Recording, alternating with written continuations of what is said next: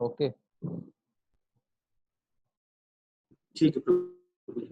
ओम ज्ञानतिमिरान्धस्य ज्ञानञ्जनशलाकया चक्षुरुन्मिलितं येन तस्मै श्रीगुरुवे नमः। श्रीचैतन्यमनोभीष्टं स्थापितं येन भूतले स्वयं रूप कदा मह्यं ददाति स्वपदान्तिकं। वन्देऽहं श्रीगुरो श्रीयुतापदकमलं श्रीगुरुन् वैष्णवांश्च श्रीरूपं सागरजातं सहगन् रघुनाथान्वितं तं सजीवम् सावधेतं सावधूतं परिजनसहितं कृष्णचैतन्यदेवं श्रीराधाकृष्णपादान् सहगन् ललिता श्रीविशाखान्वितांश्च नमो विष्णुपादाय कृष्णप्रेष्ठाय भूतले श्रीमते भक्तिवेदांत स्वामिन्निति नामिने नमस्ते सारस्वते देवे गौरवाणी प्रचारिणे निर्विशेष शून्यवादी देशतारिणे नमो महावदन्याय कृष्ण प्रेम प्रदायते कृष्णाय कृष्ण चैतन्य नामने गौरत्विषे नमः। हे कृष्ण करुणा सिंधो दीनबंधो जगत्पते कांत राधा कांत नमस्तुते। सप्त कांचन गौरांगी राधे वृंदावनेश्वरी वृषभानुसुते देवी प्रणमामि हरिप्रिये वाञ्छाकल्पतरुभ्यश्च कृपा सिन्धुभ्येव च पतितानां पावनेभ्यो वैष्णवेभ्यो नमो नमः। जय श्री कृष्ण चैतन्य प्रभु नित्यानंद श्री अद्वैत गदाधर शिवासादि गौर भक्त वृंद हरे Krishna Krishna Krishna Hare Hare Hare Ram Ram Ram Hare Hare Hare Krishna. So I welcome all of you for this second part of the test of true master। आप सभी का स्वागत है दूसरे सेशन के अंदर दिव्य मार्गदर्शक की पहचान।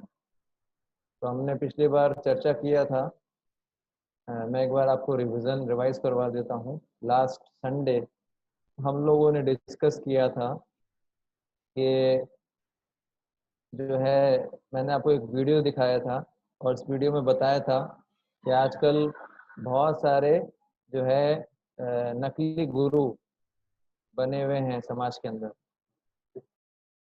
तो इस गेट को थोड़ा खोल सकते हैं, खोल दीजिए। नकली गुरु बने हुए हैं समाज के अंदर, कोई दिक्कत नहीं।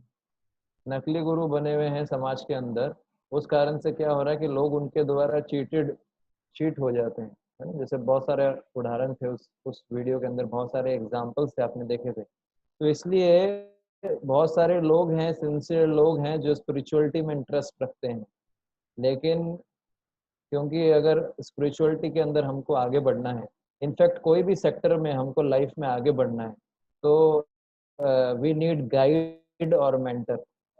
आप समझ पा रहे हैं? जैसे मैंने एग्जांपल दिया था, किसी को डांस सीखना है, मार्शल आर्ट सीखना है, इवन किसी को मैनेजमेंट सीखना है ना। तो हर फील्ड में if you want to become expert, तो हम सबको क्या है, गुरु का रिक्वायरमेंट है। We all need Guru. So definitely जब मटेरियल फील्ड्स के अंदर, जब इस वर्ल्ड के अंदर हमको किसी भी चीज़ में एक्सपर्ट बनना होता है, तो हमको गुरु की आवश्यकता पड़ती है। तो इस वर्ल्ड के बाहर की बहुत सारी ऐसी चीज़ें हैं, जैसे उसमें से स्पिरिचुअलिटी एक है। अगर हमको इस वर्ल्ड, इस जो स्पिरिचुअलिटी है, ये जिसको बोलते हैं आध्यात्मिकता या भगवान को जानने का जो विषय है, आप समझ पा रहे हैं?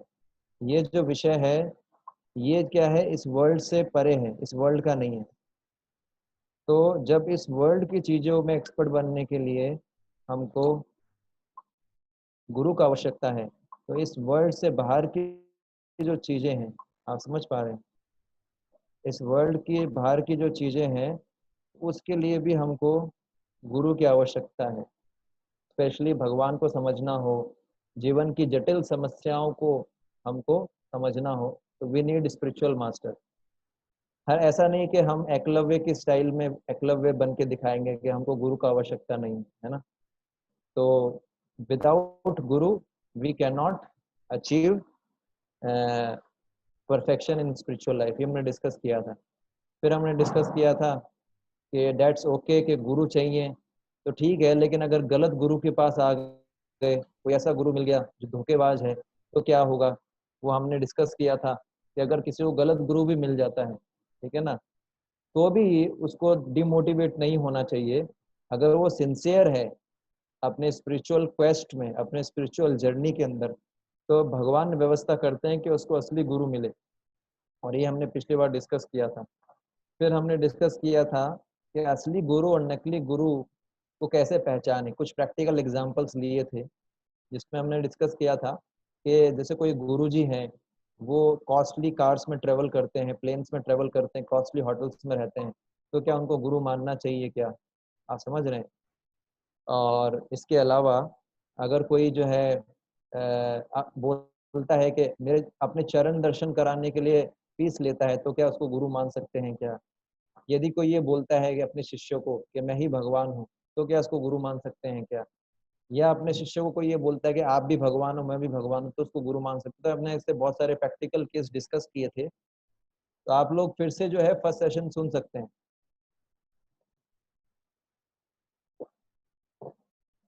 क्योंकि फर्स्ट सेशन के अंदर बहुत सारे इंपॉर्टेंट कंसेप्ट हम लोगों ने डिस्कस किए थे, है ना।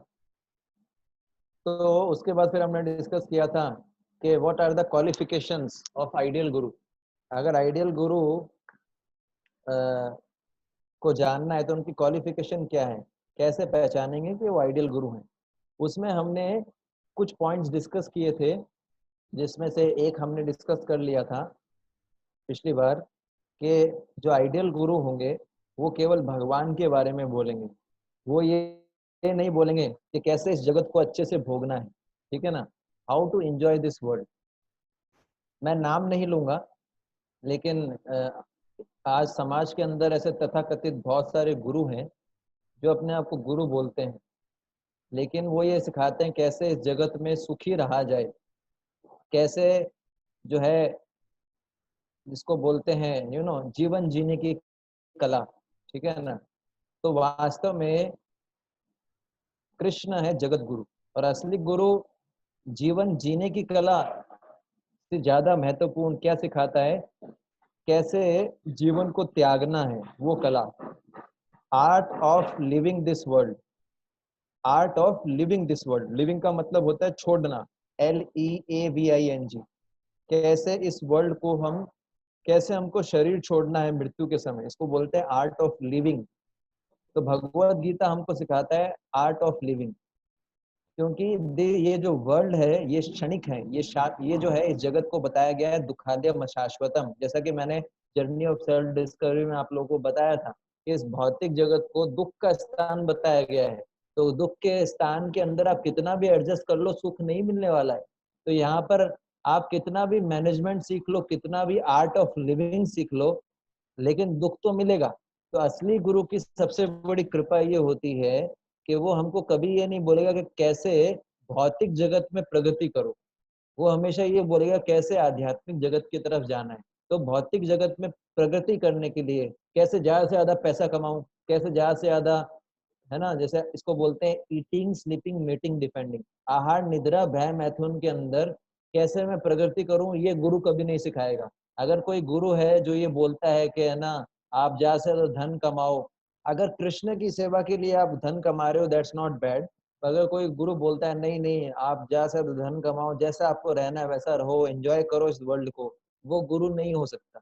वो क्या है, गुरु। एक तो होता है गुरु, एक होता है गरु। गरु का मतलब होता है गधा, और क्या है, बैल। तो वो असली गुरु नहीं है। असली गुरु हमेशा ये सिखाएगा कैसे, वो हमेशा भगवान के बारे में बोलेगा, पहला क्वालिफिकेशन है उसका। और ये सिखाएगा कि कैसे इस भौतिक जगत को छोड़ के हमको आध्यात्मिक जगत में जाना है। ये पहला क्वालिफिकेशन हमने डिस्कस किया था। दूसरा, जैसे मैंने वो श्लोक भी बताया था, असतो माँ सद्गमे, तमसो माँ ज्योतिर्गमे, मृत्युर्मा अमृत गमे, ओम शांति शांति।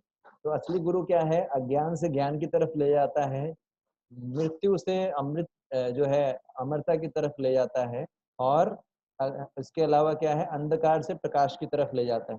तो आजकल ऐसे बहुत सारे लोग हैं जो भगवे वस्त्र डाल के बैठे हैं, लेकिन उनको गुरु मानना चाहिए नहीं मानना चाहिए, आपको बुद्धि लगाना चाहिए। गुरु वही होगा जो हमेशा भगवान कृष्ण के बारे में ज्ञान देगा, पहला पॉइंट। दूसरा पॉइंट जो हमको डिस्कस करना था, पिछली बार हम डिस्कस नहीं कर पाए थे, है ना, मैं आपको पीपीटी शेयर कर रहा हूँ, सॉरी ये आर्टिकल। आप में से कोई पढ़ पढ़ पाएगा फटाफट? Can anybody read?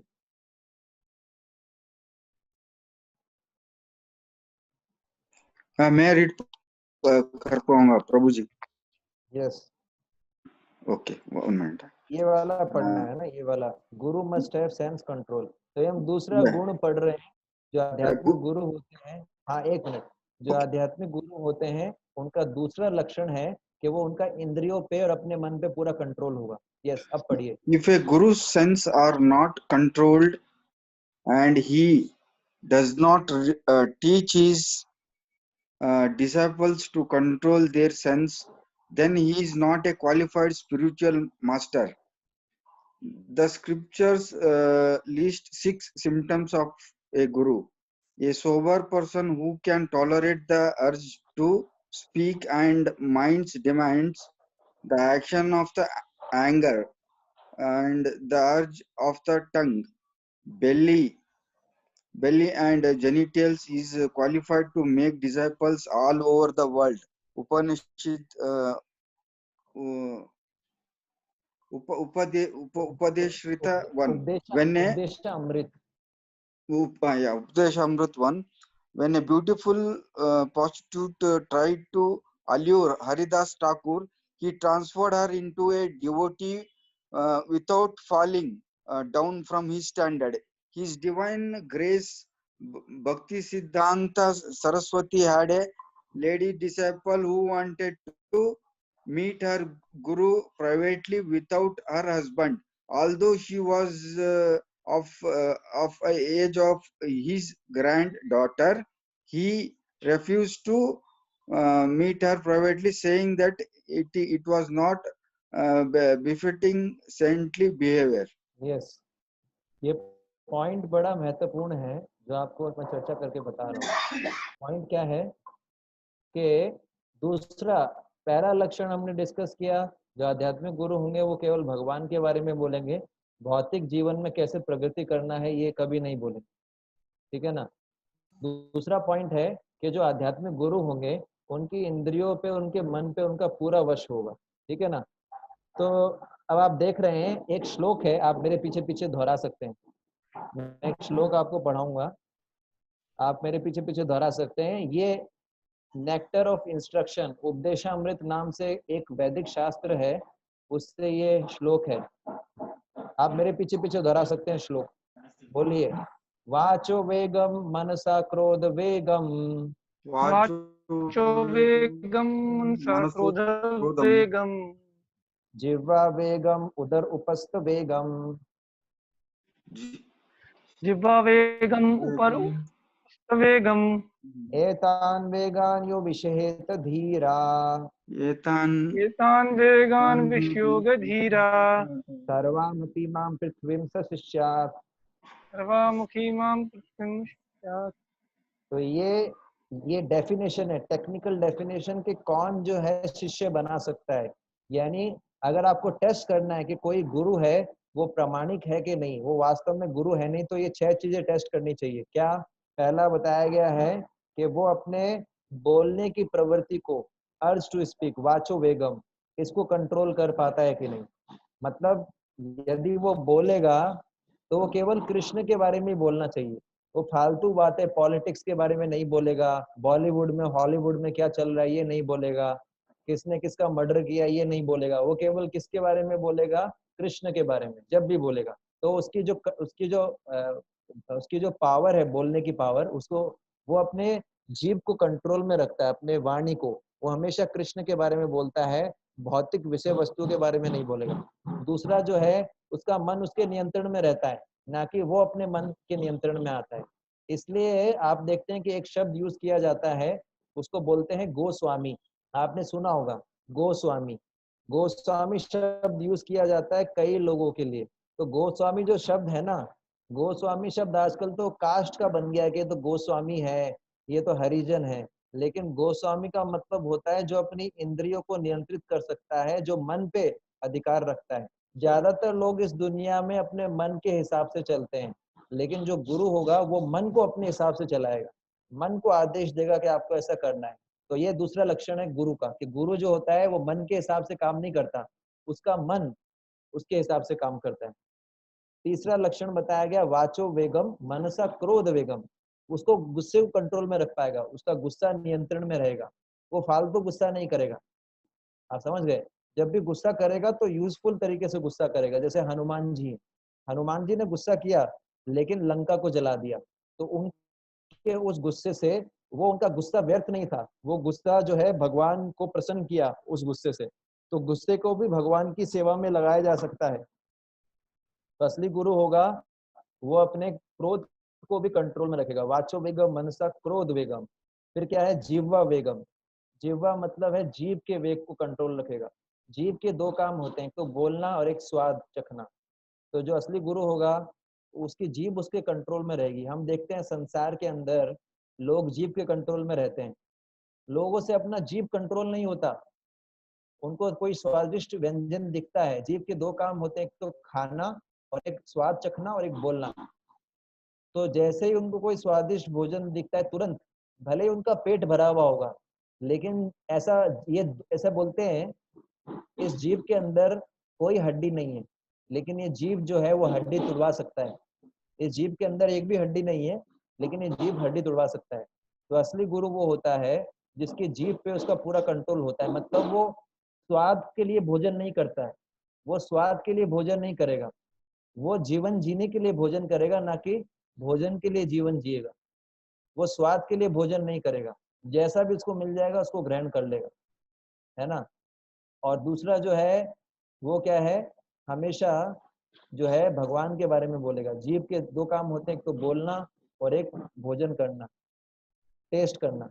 फिर क्या है? बाचो वेगम, मनसा क्रोध वेगम, जिह्वा वेगम, उदर वेगम। उदर मतलब पेट। तो पेट का वेग क्या है? हर कोई व्यक्ति आज है ओवर ईटिंग करते हैं। ज्यादातर जो लोग हैं आज बीमार इसलिए पड़ते हैं क्योंकि ओवर ईटिंग करते हैं, ज्यादा खाते हैं। क्यों? क्योंकि हैबिट है। क्योंकि पेट का वेग मतलब जरूरत से ज्यादा भोजन। आयुर्वेदा बोलता है 50% सॉलिड, 25% लिक्विड, 25% गैस। लेकिन ज्यादातर लोग क्या करते हैं? 200% सॉलिड, 100% लिक्विड, है ना, 50% गैस। तो पूरा गड़बड़। तो असली जो गुरु होगा उसके पेट पे, उसके जो है वो जरूरत से ज्यादा भोजन नहीं करेगा, है ना। और लास्ट में बताया गया वाचो वेगम, मनसा क्रोध वेगम, जिह्वा वेगम, उदर उपस्थ वेगम। उपस्थ वेग मतलब सेक्स लाइफ। उसका सेक्स लाइफ जो है उसके कंट्रोल में होगा। हम देखते हैं जितने भी अध्यात्मवादी लोग हैं उनके सामने दो सबसे बड़ी बाधा है, एक तो होती है स्त्रियां और एक होता है पैसा।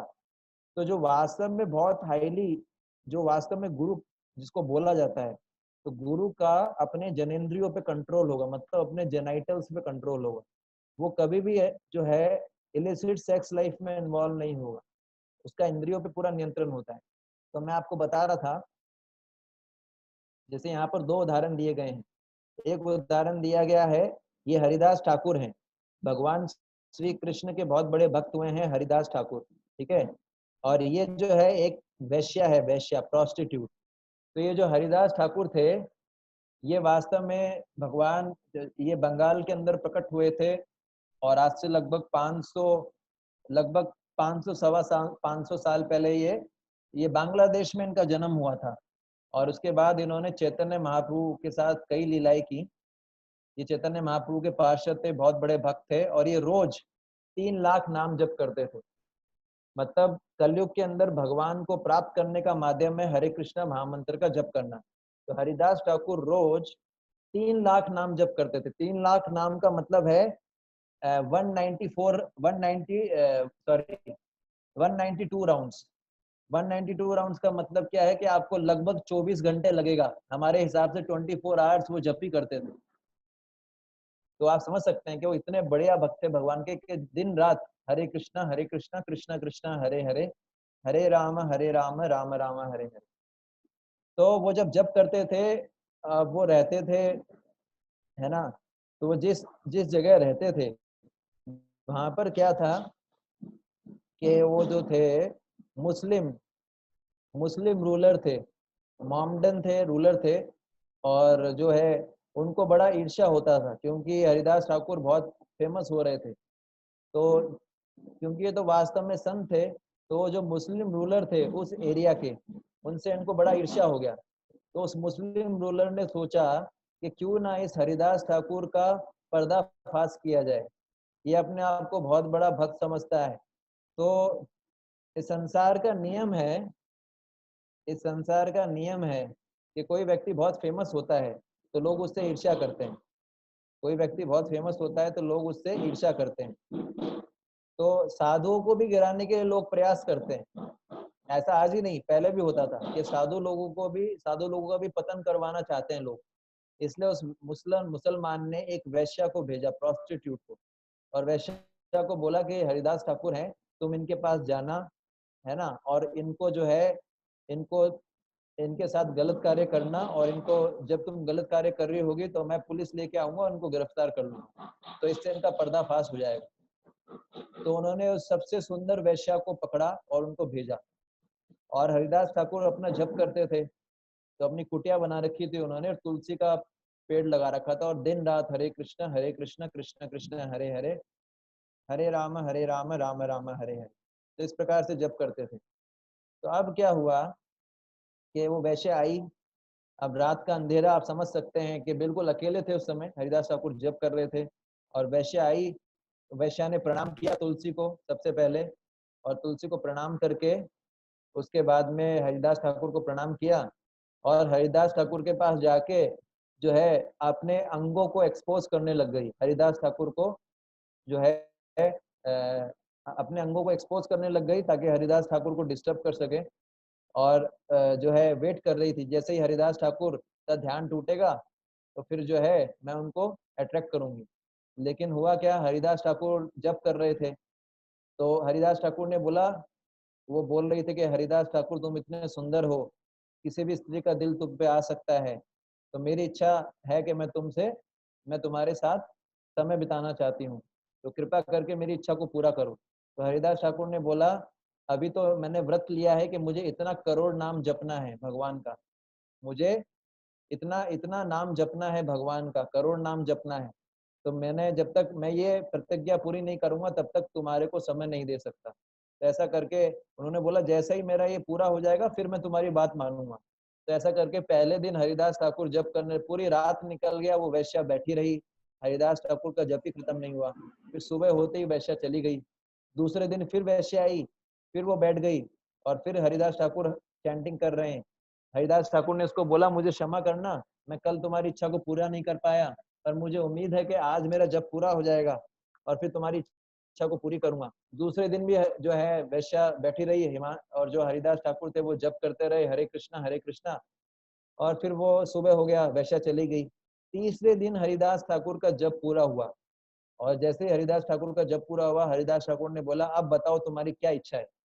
तो वैश्या जो थी, क्योंकि उसने 2-3 दिन भगवान को प्रणाम, तुलसी महारानी को प्रणाम किया, हरिदास ठाकुर के मुंह से भगवान का नाम सुना, तो उसका हृदय शुद्ध हो गया। क्योंकि हरिदास ठाकुर शुद्ध भक्त थे, शुद्ध अच्छे अच्छे साधु थे, तो उनके मुंह से भगवान का नाम सुनने से उनका हृदय शुद्ध हो गया।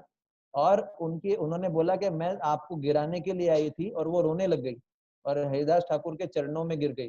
बोले, मैं तो आपको गिराने के लिए आई थी, लेकिन अब मुझसे गलती हो गई, अब मुझे क्षमा करना। तो देखिए ऐसे भक्त होते हैं भगवान के। वास्तव में साधु होगा ना, असली साधु, वो स्त्री से भी आकर्षित नहीं होगा। तो हम देखते हैं कि उनके पास पूरा अपॉर्चुनिटी था, कोई उनको पूछने वाला नहीं था, और वो एंजॉय कर सकते थे उस वैश्या के साथ, लेकिन उन्होंने ऐसा नहीं किया। क्यों? क्योंकि उनका पूरा सेंस कंट्रोल था। ऐसे ही हम देखते हैं, शिला भक्ति सिद्धांत सरस्वती महाराज का उदाहरण आता है यहाँ पर, जो प्रभुपाद जी इस्कॉन के जो फाउंडर हैं श्री भक्ति वेदांत स्वामी प्रभुपाद, उनके गुरु थे। उनके पास भी, क्योंकि वो सन्यासी थे, उनकी एक लेडी डिसाइपल थी जो उनके पास आई, बोले वो उनकी शिष्य ही थी। तो उन्होंने बोला कि गुरु महाराज मुझे आपसे अकेले में बात करना है। तो जो है भक्ति सिद्धांत सरस्वती महाराज ने बोला मैं अकेले में आपसे बात नहीं कर सकता हूँ, आप जो है अपने पति के साथ मेरे से बात कीजिए। तो ये असली गुरु की पहचान है। असली गुरु जो है अपनी इंद्रियों पे वश रखता है। तो आप देख लीजिए इस पहचान से जो सो कॉल्ड गुरु पकड़े गए हैं, मैंने जो वीडियो दिखाया था, तो आप समझ सकते हैं कि वो असली गुरु।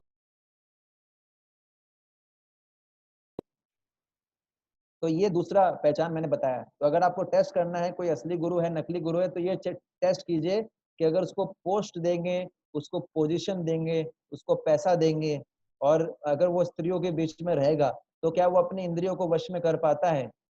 क्या वो उनका गलत इस्तेमाल तो नहीं करता है? इससे पता लगता है। ये दूसरा आपको समझ में आया जो मैं समझा रहा हूँ, या आपके ऊपर से जा रहा है? जी प्रभु, जी प्रभु। सभी को समझ में आ रहा है? यस प्रभु। जी प्रभु जी। ओके, तो ये दूसरा क्वालिफिकेशन हुआ गुरु का। तीसरा क्वालिफिकेशन है जो हम पढ़ेंगे।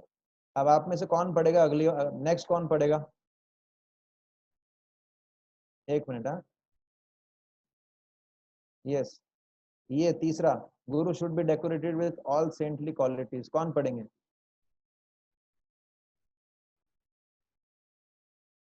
पढ़िए, कोई पढ़ेगा? जी प्रभु। हेलो। हाँ पढ़िए प्रभु। The Srimad Bhagavatam 3.25.21 explains the symptoms of a sadhu are that he is tolerant, merciful, and friendly to all living entities. He has no enemies. He is peaceful. He abides by the scriptures, and all his characteristics are sublime. Haridas Thakur continued propagating the holy names of Krishna despite being beaten up in 21 marketplaces. Jesus preached the gospel of God and was ready to pay the price of being crucified on the cross.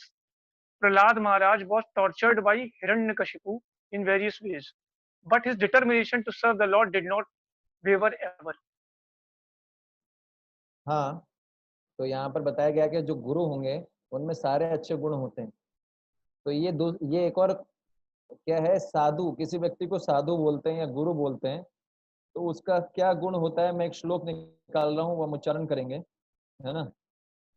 तब तक हिमांशु प्रभु आप NY का वो श्लोक है ना वो डाल सकते हैं ग्रुप पे। मैं आपको एक और श्लोक बता रहा हूँ कि साधु व्यक्ति किसको बोलते हैं।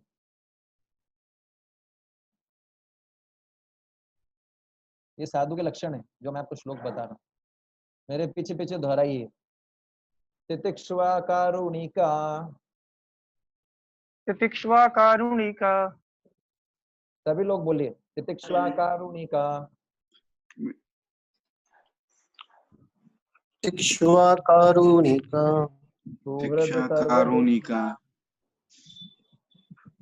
सुहृद सर्वदेहिनां, सुहृद सर्वदेहिनां, अजात शत्रुवा शान्तः, अजातशत्रुवः शान्तः, साध्वा साधुभूषणाम्। साधुभूषणाम्। तो ये श्लोक बताया कि साधु किसको बोलते हैं। अगर आपसे पूछ लिया जाए साधु किसको बोलते हैं, साधु के लक्षण क्या होते हैं, या गुरु के लक्षण ये भी हैं। जैसे एक तो मैंने पिछली बार वाला श्लोक बताया, एक लक्षण ये भी है। तो क्या बताया गया है, the symptom of sadhu are that he is tolerant. साधु जो होगा वो बहुत ही सहनशील होगा, बहुत सहनशील होगा, पेड़ के समान, पेड़ के समान सहनशील होगा। पेड़ के कोई जो है पेड़ से कोई पत्ता ले जाता है, फूल ले जाता है, फल ले जाता है, फिर पेड़ को भी काट लेता है, लेकिन पेड़ कुछ नहीं बोलता। तो पेड़ के समान सहनशील होगा, बहुत दयालु होगा। मर्सीफुल का मतलब दयालु। और सभी जीव, चाहे जानवर हो चाहे इंसान हो, सभी जीवों के प्रति फ्रेंडली होगा। फ्रेंडली मतलब सबको मित्र मानेगा, सभी के अंदर परमात्मा को देखेगा और सबके प्रति दया की भावना रखेगा। उसके कोई शत्रु नहीं होंगे, he has no enemies, उसके कोई शत्रु नहीं होंगे। वो हमेशा शांत रहता है अंदर से बाहर से, है ना। और शास्त्र मतलब गीता, भागवत, रामायण, महाभारत इसका पालन करता है, शास्त्र का पालन करता है और इसके सारे गुण दिव्य होते हैं। तो ये साधु का लक्षण है। सबसे मेन चीज क्या है? तितिक्षुवा। तितिक्षुवा मतलब सहनशीलता, तितिक्षुवा कारुणिका, दयालु। कारुणिका मतलब दयालु। सुहृद, सुहृद का मतलब क्या होता है? सबका मित्र। ये वाला श्लोक भी आप डाल सकते हैं हिमांशु प्रभु, 325-21। तो ये साधु के लक्षण है। तो असली गुरु के लक्षण बताए मैंने आपको। तो ऐसा जो है आप देख सकते हैं कि एक बार शिला प्रभुपाद जी को उदाहरण आता है। शिला प्रभुपाद जी जो इस्कॉन के फाउंडर हैं, एक बार उन्होंने देखा कि एक छोटा सा कीड़ा था, है ना, वो बेचारा तड़प रहा था, परेशान। थोड़ा सा छोटा सा कीड़ा था जिसको बोलते हैं ना, वॉर्म बोलते हैं या लट बोलते हैं। तो शिला प्रभुपाद जी ने अपने जो शिष्य थे उनको बोल के एक हार मंगाया, फूलों का हार, जो भगवान को चढ़ाया हुआ था। और फूलों का हार में से कुछ फूल निकाल के उस कीड़े के सामने रख दिए, और ताकि वो कीड़ा उसको खाएगा, और कीड़ा उसको खाएगा तो उसको संतुष्टि मिलेगी। और ऐसे हम बहुत सारे उदाहरण देखते हैं। जैसे एक भागवतम के अंदर आता है जड़ भरत।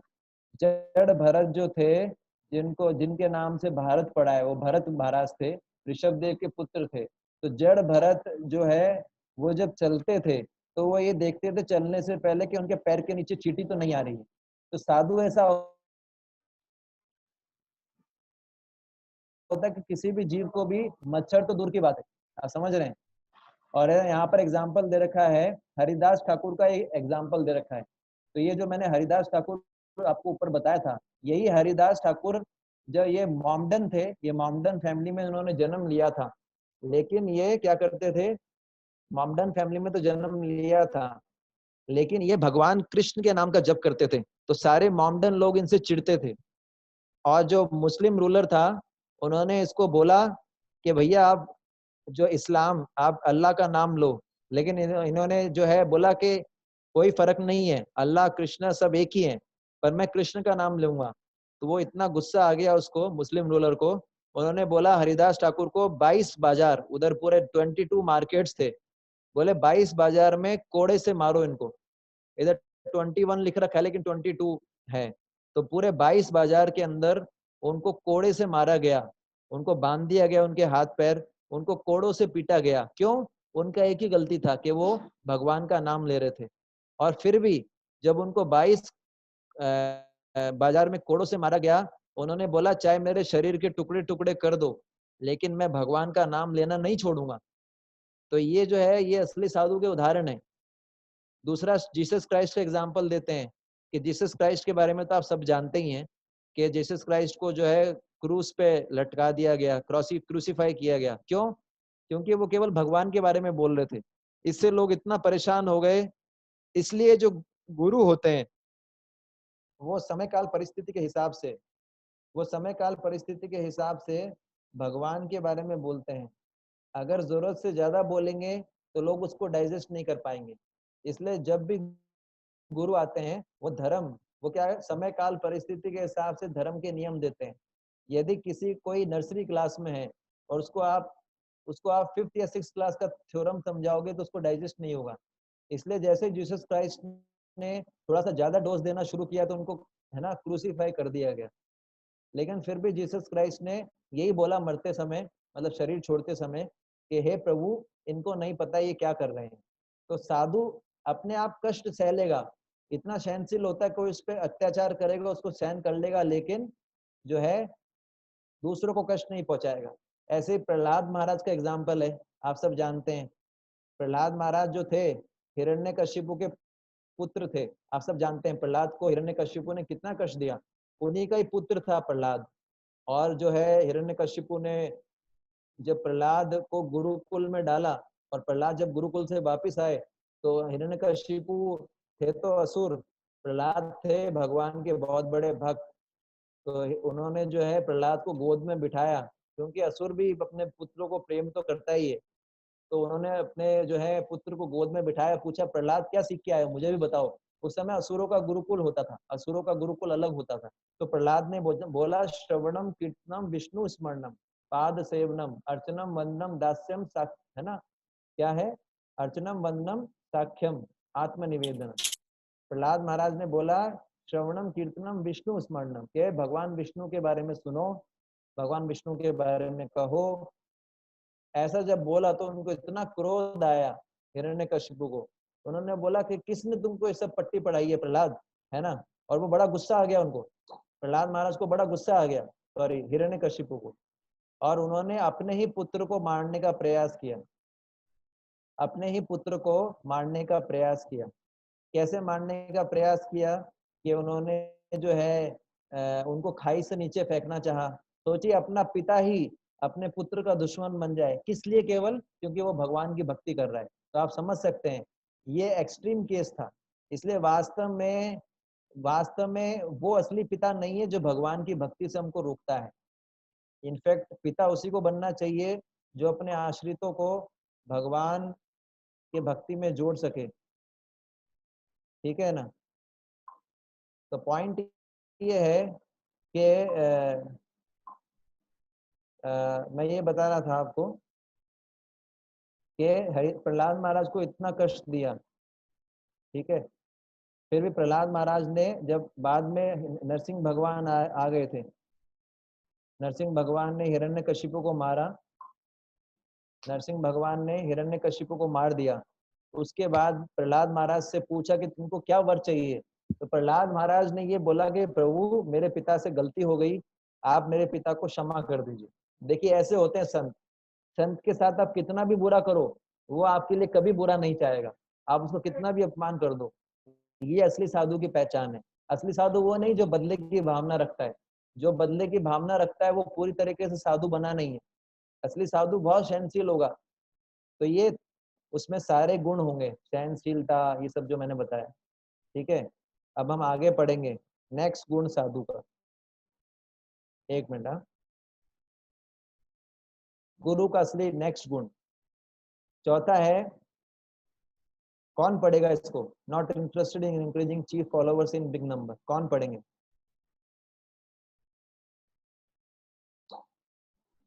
कौन पढ़ेंगे जिन्होंने अभी तक हमें पढ़ा? मैं पढ़ूं। हाँ पढ़िए। Not interested in increasing cheap followers in big numbers.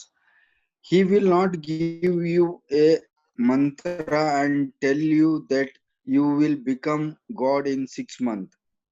This is not Guru's business. The genuine Guru is he who has no interest in materialistic life. He is after God and God only. That is one of the tests of a genuine Guru. Brahma Nistam. He is absorbed in the absolute truth. He is not interested in followers for popularity and fanfare, but he is interested in helping the souls purifying their heart by glorifying Supreme Lord and returning back to Godhead. तो असली गुरु जो होगा वो followers बनाने में, सस्ते followers बनाने में इंटरेस्ट नहीं रखता। आप समझ रहे हैं?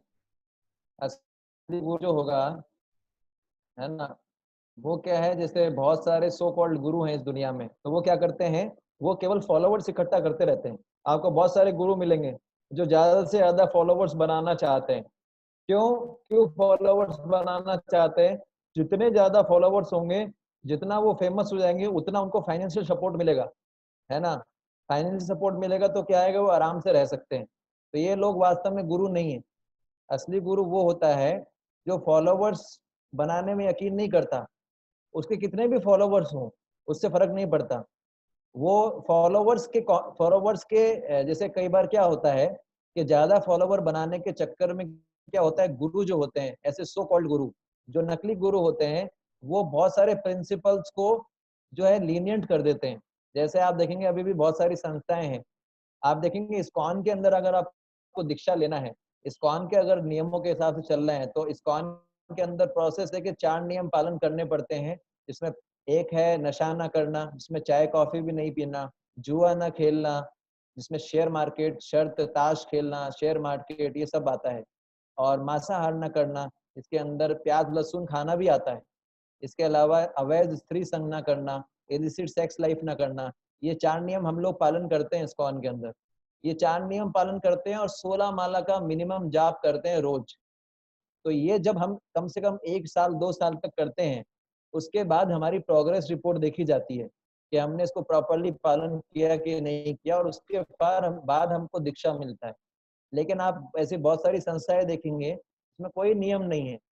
ऐसे बहुत सारे गुरु हैं, बोलते हैं जो करना है करो, इलिसिट सेक्स करना है करो, कोई दिक्कत नहीं है ना, मैं ध्यान रख लूंगा, चिंता आप मेरे को थोड़े पैसे दे देना, जो आपको करना है करो।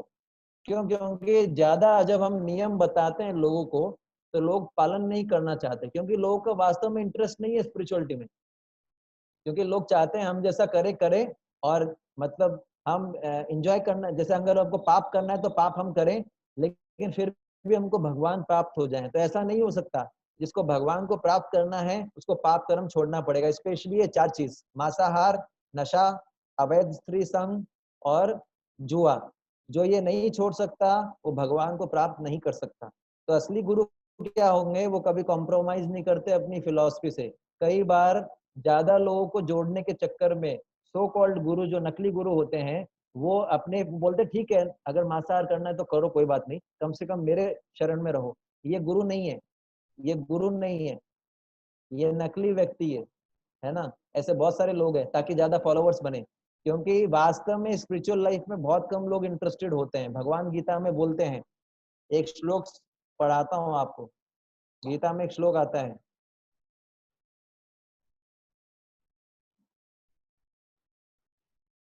वेट आएगा जो 10 केजी के आसपास आएगा, 10 to 20 केजी। और जगह भी बहुत ज्यादा नहीं घेरेगा, 1 by 1 इसका भी जगह घेरेगा। ये दिख रहा है सबको? श्लोक दिख रहा है? एक मिनट, ये श्लोक सबको दिख रहा है? अभी दिख रहा है सबको? जी प्रभु जी। मनुष्याणां सहस्रेषु मनुष्याणां सहस्रेषु कश्चित् यतति सिद्धये कश्चित् यत्यति सिद्धये यततामपि सिद्धानां यततामपि सिद्धानां कश्चिन्मां वेति तत्त्वतः। कश्चिन्मां वेत्ति तत्त्वतः। तो देखिए क्या लिख रखा है, भगवान बोलते हैं, इधर से 12 किलोमीटर और बढ़ किसी जाएगा। का साउंड आ रहा है वो म्यूट कर लीजिए बैकग्राउंड से। हजार हजार लोगों में से कोई एक व्यक्ति होता है ना, जो सिद्धि के लिए प्रयत्न करता है। और ऐसे लोग जो सिद्धि के लिए प्रयत्न करते हैं और जो सिद्धि प्राप्त कर चुके होते हैं, उसमें से कोई एक व्यक्ति मुझे जान पाता है। तो यहाँ पर गीता के 7वें अध्याय के 3रे श्लोक में, ये भी हिमांशु प्रभु आप ग्रुप पे डाल सकते हैं। तो ऐसे जो वास्तव में भगवान कृष्ण की भक्ति करना चाहता है, ऐसे बहुत इक्के दुक्के लोग होंगे। ज्यादातर लोग भक्ति नहीं करना चाहते, भोग करना चाहते हैं, एंजॉय करना चाहते हैं इस वर्ल्ड को। उनको लगता है एंजॉयमेंट करना असली सुख है। तो ज्यादातर लोग सीरियसली भक्ति करना ही नहीं चाहते। इसलिए बहुत ज्यादा लोग आपको जो है कृष्ण की तरफ, कुछ लोग कृष्ण की तरफ आते हैं ये सोच के कृष्ण ने इतना भोग, वो गलत समझते हैं कि कृष्ण की इतनी सारी जो है रानियां थी, कृष्ण ने इतना शादी किया, मैं भी इतना शादी करूंगा, इसलिए कृष्ण से आकर्षित होते हैं। वास्तव में भक्ति करने के लिए बहुत कम लोग आते हैं। इसलिए असली गुरु जो होता है, क्योंकि वो अपने सिद्धांतों के साथ बदलाव नहीं करता, वो सत्य चीजें बताता है, वो कॉम्प्रोमाइज नहीं करता, इसलिए उसके ज्यादा शिष्य नहीं होते और वो ज्यादा शिष्य बनाने में यकीन भी नहीं रखता, है ना। शिला प्रभुपाद जी से एक बार एक अमेरिका में जो है एक व्यक्ति ने पूछा, बोले शिला प्रभुपाद जो इस्कॉन के फाउंडर हैं, बोले आप बोलते हो कि है ना इस्कॉन की सारी शिक्षा भक्ति तो इतना आनंददायक है, तो ज्यादा से ज्यादा लोगों को भक्ति का पालन करना चाहिए। फिर भी हम देखते हैं आप बोलते हो कि आपकी फिलॉसफी सबसे बेस्ट है, आपका जो कृष्णा कॉन्शियस लाइफ स्टाइल है, भक्ति का जीवन सबसे बढ़िया है, फिर भी बहुत कम लोग आपसे जुड़े हुए हैं, इसका क्या कारण है? तो शिला प्रभुपाद जी ने बोला, बहुत सुंदर स्टेटमेंट बोला। शिला प्रभुपाद जी ने बोला, बोले जब हम डायमंड बेचते हैं ना, तो सारे लोग डायमंड नहीं खरीद सकते। तो ये क्योंकि सबकी क्षमता नहीं होती डायमंड खरीदने की, तो डायमंड की शॉप पे बहुत कम भीड़ होता है, लेकिन सब्जी की शॉप पे बहुत ज्यादा भीड़ होता है। तो सबको क्या सस्ती चीज चाहिए? भौतिक भोग, इंद्रिय सुख बहुत सस्ता है, इसलिए सब लोग उस तरफ जाते हैं। लेकिन भक्ति करना सस्ता नहीं है। इसलिए असली गुरु होगा वो कभी अपने प्रिंसिपल के साथ खिलवाड़ नहीं करेगा, कभी उनको डाइल्यूट नहीं करेगा, चाहे उसके 1-2 फॉलोवर, उसको कोई दिक्कत नहीं है। इसलिए शिला प्रभुपाद जी बोलते थे we want one moon not many stars. बोले एक चांद ही काफी है, बहुत सारे तारों की अपेक्षा एक चांद काफी। इसलिए बहुत सारे फॉलोवर्स नहीं होते। असली गुरु जो है बहुत सारे फॉलोवर्स बनाने में यकीन नहीं रखता है।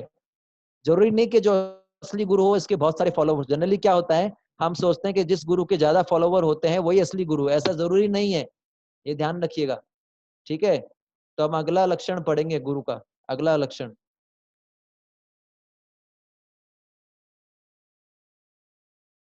कौन पढ़ेंगे अब?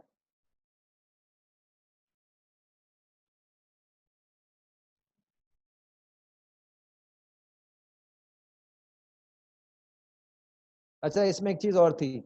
असली गुरु जो होगा उसका लक्ष्य होता है कि उसके जो शिष्य हैं वो आध्यात्मिक प्रगति करें, ना कि वो अपने शिष्यों को सारी चप। मतलब कहने का मतलब है आजकल शिष्य भी ऐसे हो गए हैं जो चाहते हैं कि गुरु जी मेरी बात माने, इसलिए वो गुरु जी की तारीफ करते रहते हैं। और इसलिए कई बार गुरु भी होते हैं ऐसे सो कॉल्ड गुरु होते हैं, वो कठोर कठोर शब्द नहीं बोलते। ऐसा बोलते चाणक्य पंडित, जब तक शिष्य को या पुत्र को डांटा नहीं जाए उसको सुधार नहीं सकते। तो कई बार ऐसे बहुत सारे गुरु होते हैं जो कठोर शब्द नहीं बोलते अपने शिष्यों को, क्योंकि उनको लगता है कठोर बोलूंगा तो भाग जाएगा। तो पॉइंट ये है कि शिष्य को डांटना भी पड़ता है ना। हमेशा उसकी बात नहीं मानते गुरु, है ना। तो ऐसा नहीं कि हमेशा उसकी उसकी जो है तारीफ करें शिष्य की ताकि वो उसी के साथ बना रहे। गुरु का लक्ष्य होता है कि शिष्य का हृदय शुद्ध हो जाए ताकि वो वापस भगवत धाम जा सके, अपने घर जा सके। इसलिए उसको डांटना भी पड़ता है ना। गुरु का लक्ष्य ये होता है कि उसके शिष्य का हृदय शुद्ध हो।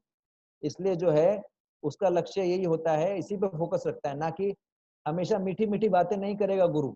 गुरु आपको डांटेगा भी, है ना, और आपको कष्ट भी होगा कई बार, लेकिन उससे आपका अगर गुरु की बात मानेंगे तो आपका हृदय शुद्ध होगा।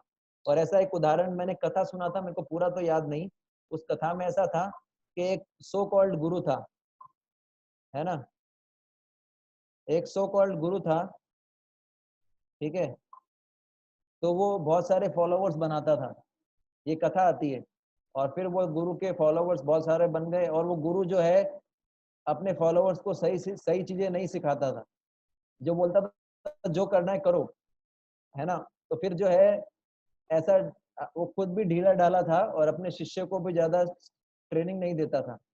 उसके बाद क्या हुआ कि अगले जन्म में वो गुरु को सांप बनना पड़ा।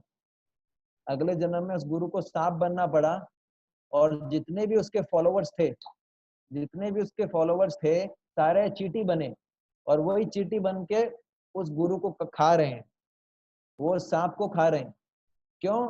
क्योंकि उन्होंने जो है, गुरु ने क्या है अपने शिष्यों को सही शिक्षा नहीं दी। जैसे श्रीमद् भागवतम में आता है, क्या आता है कि अगर कोई अपने आश्रितों को, अपने पति को, अपनी पत्नी को, अपने शिष्य को, अपने पुत्र को भगवान की भक्ति का शिक्षा ना दे सके, उनको भगवत भक्त बनने का शिक्षा ना दे सके, उनको जन्म मृत्यु के चक्र से ना निकाल सके, उसको गुरु नहीं बनना चाहिए, माँ नहीं बनना चाहिए, पिता नहीं बनना चाहिए। ठीक है ना। तो ये एक इम्पोर्टेंट चीज था जो मेरे को आपको बताना था। अब ये कौन पढ़ेगा, ये वाला कौन पढ़ेगा? He does not bluff but speaks from scripture. कौन पढ़ेगा?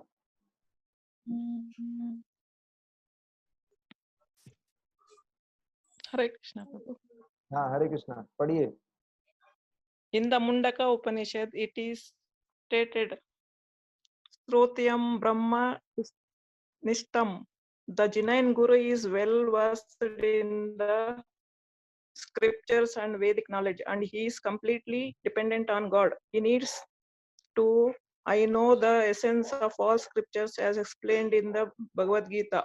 Vedascha sarvair aham eva vedya. The essence of the Vedas is to know me, Krishna. If he knows this essential principle of the teachings of all scriptures and lives according to this principle, he knows everything necessary for delivering his disciples. Yes, पढ़िए। Once when Srila Prabhupada met two Vedic scholars in Vrindavan, he asked them, "Can you say who is God?" Both scholars blinked for a while and said that the absolute truth is very difficult to comprehend and not possible to explain so easily. Srila Prabhupada then called a Gurukula boy and asked him the same question. The boy promptly answered, Krishna is the supreme personality of Godhead. Srila Prabhupada gifted him a cake and the boy ran away dancing joyfully to play with the other children. Srila Prabhupada then remarked, just see, even the small child knows Krishna is the God. Krishna to be God, whereas these Vedic scholars, after years of study, have no knowledge of the essence of all the Vedas. Okay, thank you very much. तो ये point बड़ा महत्वपूर्ण है। Point क्या है? Yes yes, thank you. तो यहाँ पर ये बताया गया है जो असली गुरु होगा वो कुछ भी अपने मन मर्जी से नहीं बोलेगा, अपनी कोई बात नहीं बोलेगा। वो जो बोलेगा उसका रेफरेंस आपको स्क्रिप्चर्स में मिलेगा, शास्त्रों में मिलेगा। जैसे गीता है, रामायण है, महाभारत है, वो कुछ भी इंडिपेंडेंट नहीं बोलता और सारे शास्त्रों का निचोड़ उसको पता होगा कि सारे शास्त्र का एसेंस क्या है। जैसे भगवान गीता में बोलते हैं ना, ये श्लोक है जो मैं आपको एक श्लोक रिसाइट करवाता हूँ। सारे शास्त्र पढ़ने के पीछे, वेद पढ़ने के पीछे अल्टीमेटली ये कंक्लूजन निकलना चाहिए जो मैं आपको बता रहा हूँ। अगर कोई पूरे शास्त्र पढ़ता है, गीता पढ़ता है, रामायण पढ़ता है, तो उसका लास्ट कंक्लूजन क्या होना चाहिए उसके स्टडी का? वो श्लोक है। अगर वो इस कंक्लूजन पे आता है इसका मतलब उसका स्टडी परफेक्ट है, और इस कंक्लूजन पे नहीं आता इसका मतलब उसका स्टडी परफेक्ट नहीं है। तो ये मेरे पीछे पीछे दोहरा सकते हैं। सर्वस्य चाहं हृदि सन्निविष्टो, बोलिए। सर्वस्य चाहं हृदि सन्निविष्टो मत्तः स्मृतिर्ज्ञानमपोहनं च मत्ता स्मृतिर्ज्ञानमपोहनं च वेदैश्च सर्वैरहमेव वेद्यो वेदैश्च सर्वैरहमेव वेद्यो वेदान्तकृद्वेदविद् एव चाहम्। वेदान्तकृद्वेदविद् एव चाहम्। और ये भगवान गीता में बोलते हैं, 15 अध्याय का 15वां श्लोक है। हिमांशु प्रभु ये भी आप डाल दो। इसमें बताया गया है, भगवान कृष्ण बोलते हैं कि मैं सभी के हृदय में बैठा हुआ हूँ परमात्मा के रूप में, और मेरे से ही स्मृति आती है, ज्ञान आता है और मैं ही बुलाता हूँ। By all the Vedas I am to be known. तो भगवान बोल रहे हैं कि जितने भी वेदों के द्वारा मैं जानने योग्य हूँ। मतलब वेदों का लक्ष्य क्या है? ये जानना कि भगवान श्री कृष्ण परम पुरुषोत्तम भगवान है और उन्हीं का सेवा करना हमारे जीवन का लक्ष्य है। अगर हम वेद पढ़ के, शास्त्र पढ़ के, गीता पढ़ के, रामायण पढ़ के इस कंक्लूजन पे आते हैं कि भगवान श्री कृष्ण जो है उन्होंने ही वेदों की रचना की है और वही जो है वेदों के अंत में वेदों का लक्ष्य है, मतलब उनकी सेवा करना ही हमारे जीवन का लक्ष्य होना चाहिए। अगर हम इस अंडरस्टैंडिंग पे आते हैं, इसका मतलब हमारा वेद पढ़ने का जो है मतलब जो है पर्पस होता है, फुलफिल होता है। इसका मतलब हमने ठीक से वेदों को पढ़ा है। आप समझ पा रहे हैं? तो असली जो गुरु होगा वो निष्कर्ष जानता है वेदों का। निष्कर्ष क्या है वेदों का? कि भगवान श्री कृष्ण जो परम पुरुषोत्तम भगवान है, उनकी सेवा करना ही जीवन का लक्ष्य है। ये निष्कर्ष है वेदों का। तो यहाँ पर एग्जाम्पल दिया गया है कि एक बार शिला प्रभुपाद जी जो इस्कॉन के फाउंडर थे, उनके पास 2 बहुत बड़े वैदिक स्कॉलर आए जिनको पूरे श्लोक याद थे। ऐसे कई लोग हैं। एक बार मैं भगवत गीता डिस्ट्रीब्यूशन कर रहा था जोधपुर में, तो मेरे को एक व्यक्ति मिला। वो बोला कि स्वामी जी, मैंने बोला ये भगवत गीता लीजिए। तो बोला स्वामी जी हम भगवत गीता नहीं पढ़ते हैं, हम तो वेद पढ़ते हैं। तो मैंने बोला ये भी वेदों का सार है। बोले नहीं, गीता तो छोटी मोटी चीज है, हम तो वेद पढ़ते हैं। तो ऐसे बहुत सारे लोग हैं जिनको जो वेद तो पढ़ लेते हैं, जिनको श्लोक भी याद होते हैं, लेकिन अगर श्लोक का सारे वेदों की शिक्षाओं का निचोड़ पूछोगे तो उनको पता नहीं होगा। जैसे यहाँ पर शिला प्रभुपाद जी बोल रहे हैं कि 2 वैदिक स्कॉलर उनके पास आए और उनसे शिला प्रभुपाद जी ने पूछा कि बताओ परम पुरुषोत्तम भगवान कौन है। आपने तो पूरे वेदों को पढ़ा है ना, तो आप बताइए कि परम पुरुषोत्तम भगवान कौन है। तो उन लोगों को जो है वो कंफ्यूज हो गए, उन्होंने सारे वेद पढ़े हैं फिर भी उत्तर नहीं दे पाए। और फिर शिला प्रभुपाद जी ने एक छोटे से बच्चे को बुलाया, गुरुकुल का बच्चा था, हमारे इस्कॉन के गुरुकुल भी होते हैं, तो गुरुकुल का एक बच्चा था, उससे पूछा कि बताओ परम पुरुषोत्तम भगवान कौन है। तो उस बच्चे ने बोला कि परम पुरुषोत्तम भगवान है श्री कृष्ण। जैसे ही प्रभुपाद जी ने सुना, प्रभुपाद जी ने बोला देखो ये छोटा बच्चा है लेकिन इसको भी पता है कि परम पुरुषोत्तम भगवान कौन है।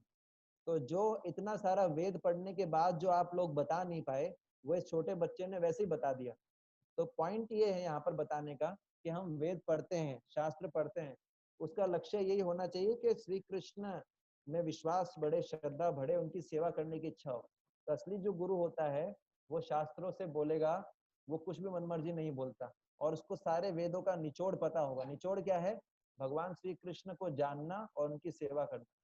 ठीक है, अब जो है अगला जो है अगला अगला उनका लक्षण है जो पढ़ेंगे हम लोग। गुरु का दूसरा अगला लक्षण क्या है, मैं आपको शीट शेयर कर रहा हूँ। अभी कौन पढ़ेंगे?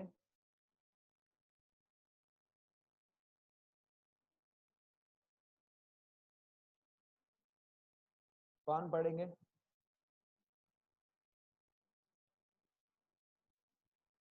हरे Krishna.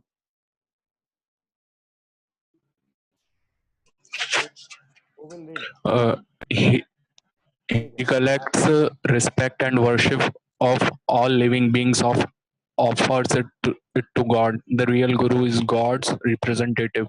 He represents the Supreme Lord, just as a victory represents a king. Viceroy, viceroy. हाँ तो Dialogue. हाँ ये Does ये spirit ये तो हमने पिछली बार पढ़ लिया था हिमांशु को, केवल इतना ही है। तो असली गुरु जो होगा वो क्या करेगा, ये आता है, क्या आता है, ऐसा बताते हैं कि दो प्रकार के भगवान होते हैं। एक होते हैं सेवक भगवान, एक सेव्य भगवान, है ना। एक होते हैं सेवक भगवान, एक होते हैं सेव्य भगवान। तो गुरु को भी भगवान माना जाता है लेकिन उनको सेवक भगवान माना जाता है। सेवक भगवान मतलब गुरु एक ऐसे माध्यम है जो जीवों की सेवा को भगवान के पास पहुंचाते हैं। कैसे? जैसे आपने दलाल का नाम सुना होगा ना, दलाल होता है या मिडिल मैन होता है। तो दलाल क्या करता है? मिडिल मैन बनता है। वो क्या करता है? नॉर्मल व्यक्ति और दूसरे जो कंपनी है जो भी इसमें एग्रीमेंट करवाता है। तो वैसे गुरु जो होते हैं वो वाया मीडिया होते हैं, चैनल होते हैं जिनके थ्रू हम भगवान को अपनी सेवा भेज सकते हैं। हम इतने शुद्ध नहीं है, हम इतने प्योरीफाइड नहीं है कि हम डायरेक्ट भगवान की वर्शिप कर सकें। इसलिए जब भी हम कोई भी सेवा करते हैं, जैसे भगवान को भोग लगाना या आरती करना, या जब भी हम प्रवचन देते हैं तो मंगलाचरण बोलते हैं, प्रार्थनाएं बोलते हैं, उस प्रार्थनाओं में हम गुरु को भी प्रार्थना करते हैं कि मैं जो भी सेवा करना चाह रहा हूँ गुरु जी, आप मेरी सेवा को भगवान तक पहुंचाइए। क्यों? क्योंकि गुरु जी बहुत शुद्ध होते हैं, पवित्र होते हैं, वो भगवान से कनेक्टेड होते हैं। तो हम उनको अपनी सेवा ऑफर करते हैं, उनको अपना जो है सारा जो है रिस्पेक्ट ऑफर करते हैं, और वो हमारी रिस्पेक्ट और सेवा को खुद नहीं रखते, वो भगवान के पास पहुंचा देते हैं। आप समझ पा रहे हैं? तो he is a via media, वो जो है भगवान तक जाने के लिए एक माध्यम है। तो ये जो है वो जितने भी जीव होते हैं उनकी सेवा को, उनके उनके प्रार्थना को भगवान तक पहुंचाते हैं। ठीक है, अब जो है अगला लक्षण, ये तो हमने पिछली बार पढ़ लिया था। The spiritual life means voluntary accepting poverty. ये कौन पढ़ेगा next? Canvass is everyone on behalf of God to become a devotee of God. कौन पढ़ेंगे इनको?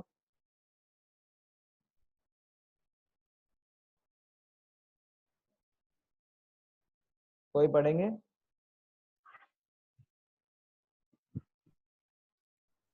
जी प्रभु। हाँ पढ़िए।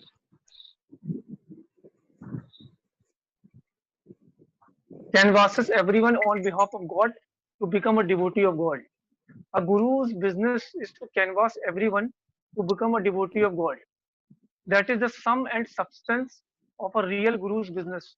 Indeed, he has no other business. He tells whomever he sees, please become God conscious. Yes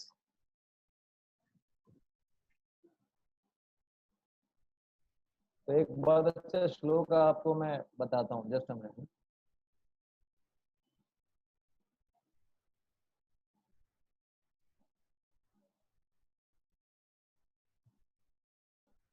Chaitanya Mahaprabhu, भगवान श्री कृष्ण स्वयं आए थे भक्त के रूप में, उनको चैतन्य महाप्रभु बोलते हैं। चैतन्य महाप्रभु जो है भगवान स्वयं कृष्ण आए थे आज से कलयुग में 525 साल पहले, लेकिन भक्त के रूप में आए थे, तो उनको चैतन्य महाप्रभु बोला जाता है। चैतन्य महाप्रभु बोलते हैं, जार कहो जार क्या जार देखो तार कहो कृष्ण उपदेश, हमारा आज्ञा कहो तारे देश, है ना। मतलब आप जिसको भी मिलते हो उसको भगवान कृष्ण का उपदेश कहना चाहिए। असली गुरु का लक्ष्य क्या है? असली गुरु का कर्तव्य है कि वो जिससे भी मिलेगा, थोड़ी देर के लिए भी मिलता है, उसको ये बोलेगा कि भजो कृष्णा कहो कृष्णा, भजो भजो कृष्णा कहो कृष्णा, लहो कृष्ण नाम। तो असली गुरु हो वो किसी को भी मिलेगा ना, उसका एक ही बिजनेस होता है। जैसे कोई बिजनेसमैन है, वो कहीं भी ट्रेवल करेगा, किसी के पास भी बैठेगा, तो वो जो बिजनेस करता है उसी से रिलेटेड बात करता है। जैसे वो हमने देखा हुआ ट्रेन के अंदर या बसेस के अंदर कोई बिजनेसमैन जाता है, तो वो क्या करता है, अपने प्रोडक्ट्स का एडवर्टाइजमेंट करता है, अपने प्रोडक्ट्स का एडवर्टाइजमेंट करता है।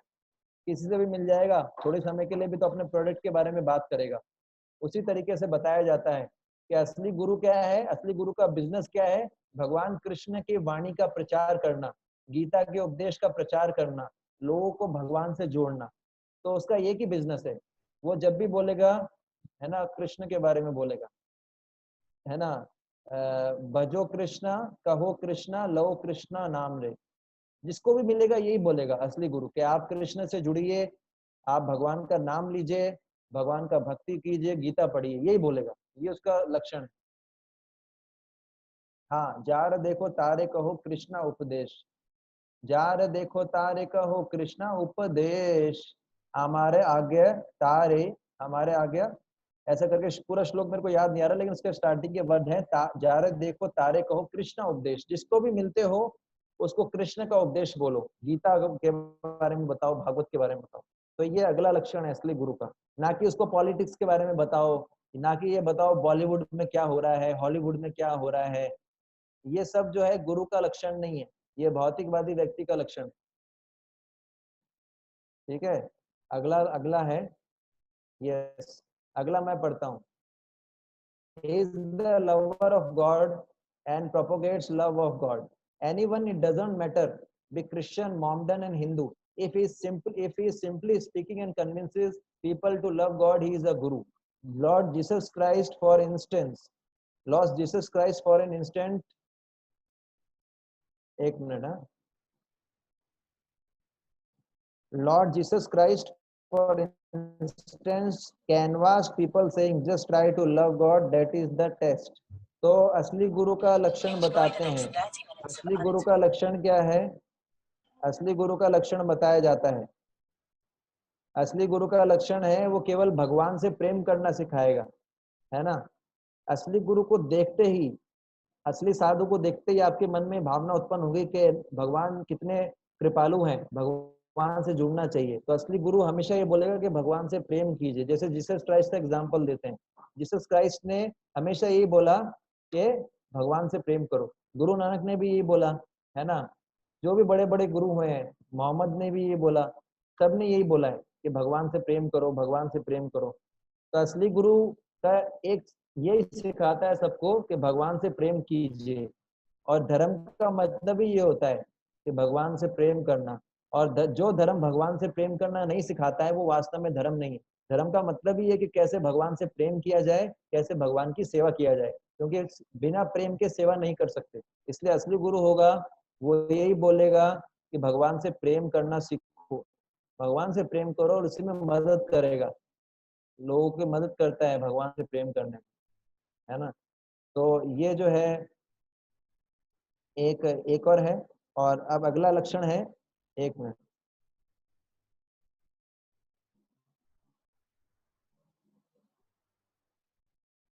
अगला लक्षण क्या है? Never claims. कोई पढ़ेगा इस अगला लक्षण या मैं पढ़ूं? आप में से कोई पढ़ना चाहेगा? जी प्रभु जी। पढ़िए। Never claims to be God, but always delight in acting as a servant of God. The Guru never says, I am a God or I will make you God. The real Guru says, I am a servant of God and I will make you a servant of God also. तो ये असली गुरु की पहचान होती है।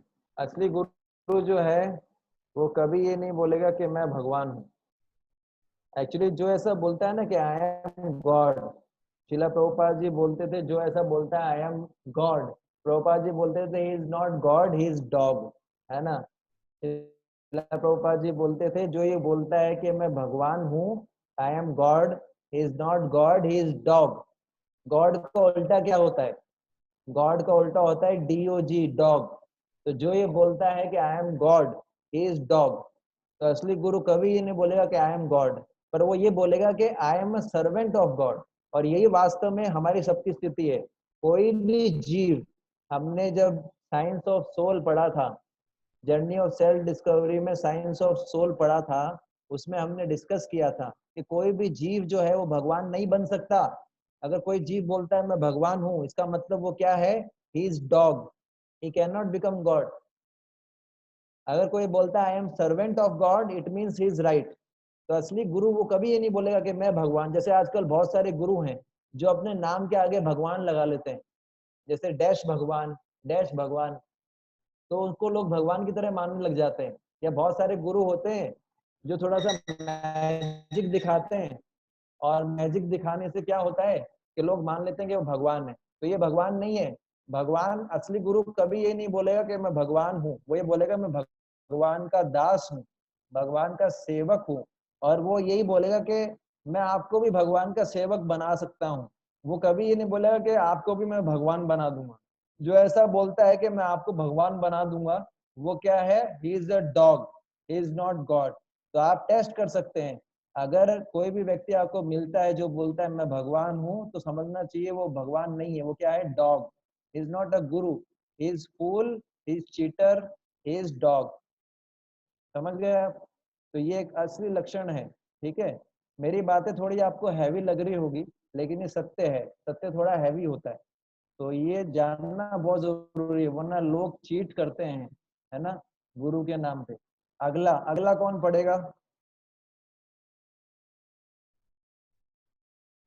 ये कौन पढ़ेगा? जी प्रभु जी मैं पढ़ता हूँ। हाँ।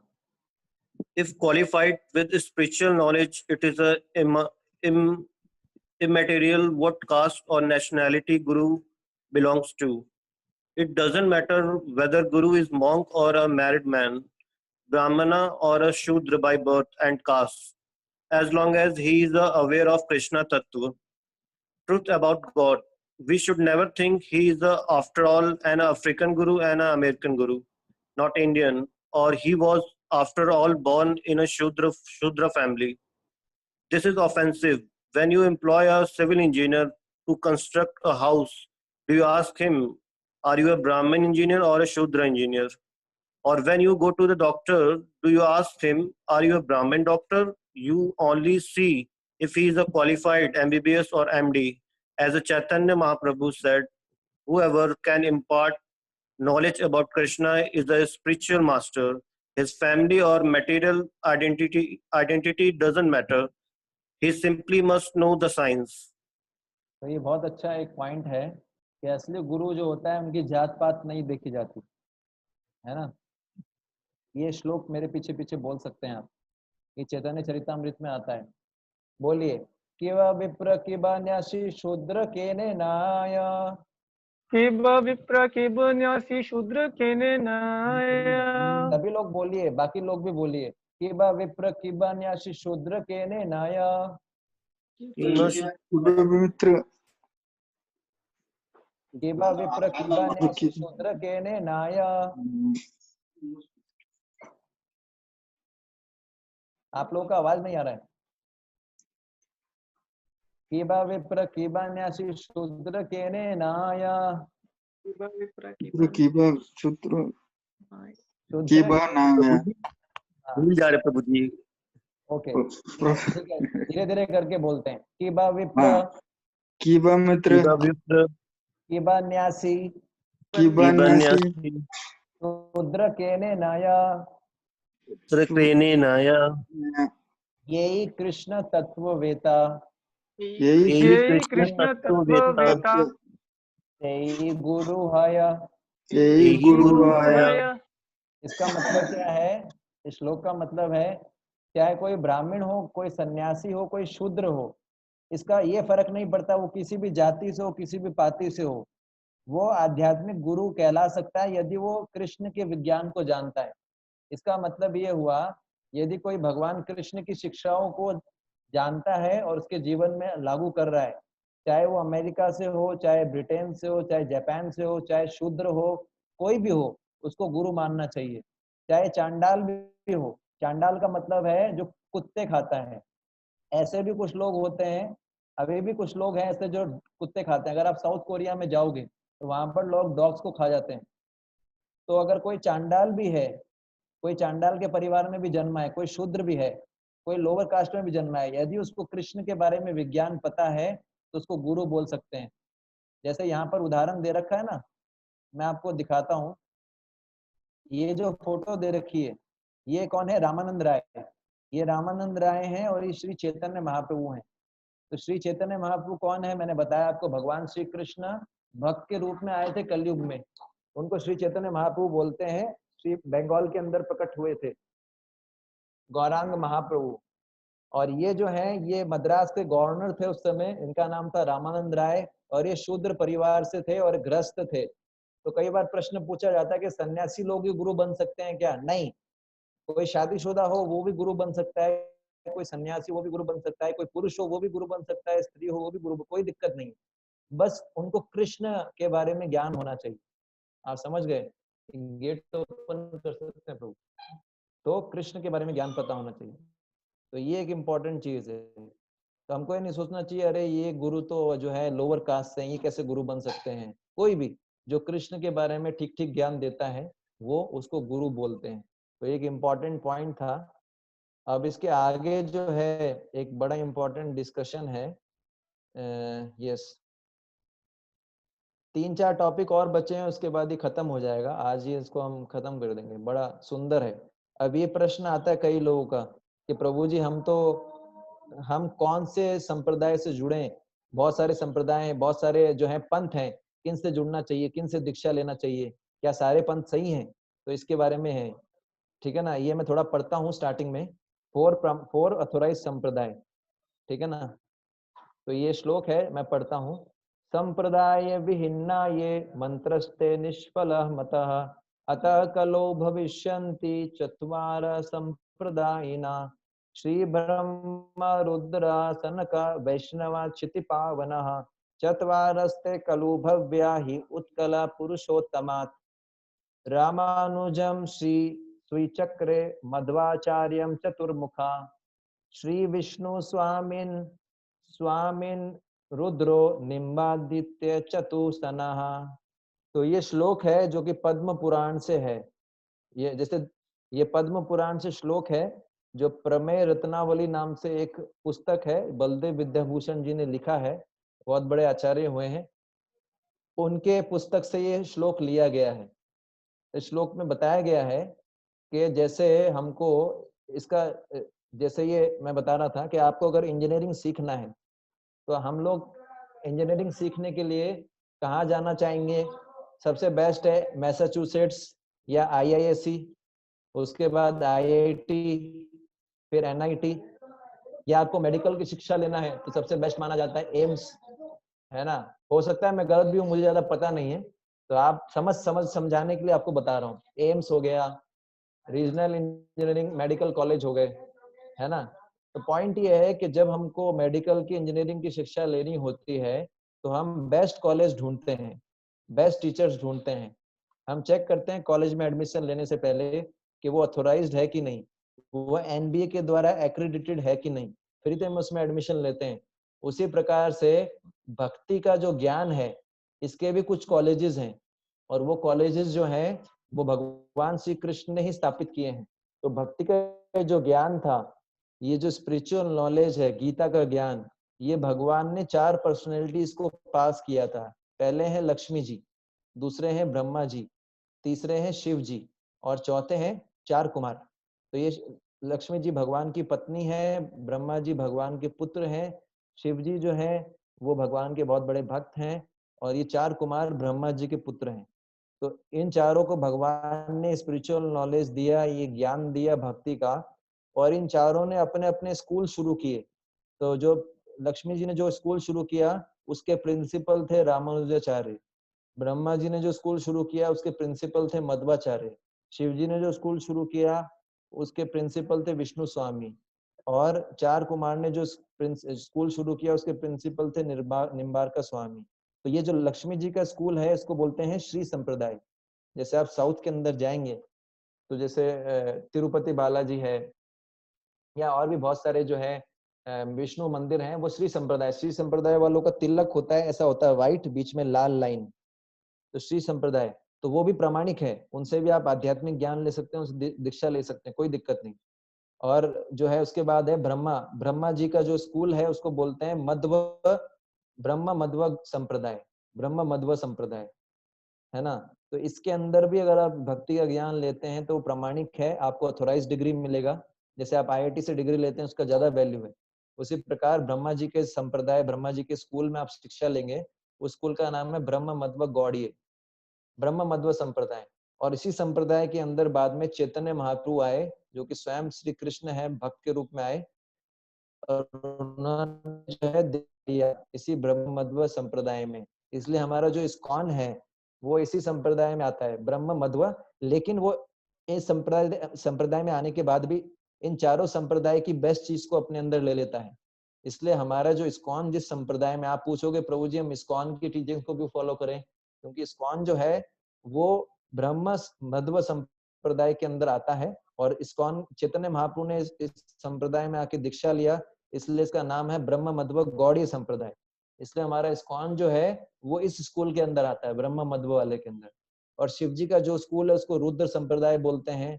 अगर आप जाएंगे, नाथ द्वारा मंदिर है, वो रुद्र संप्रदाय के अंदर आता है, उदयपुर में श्रीनाथ जी।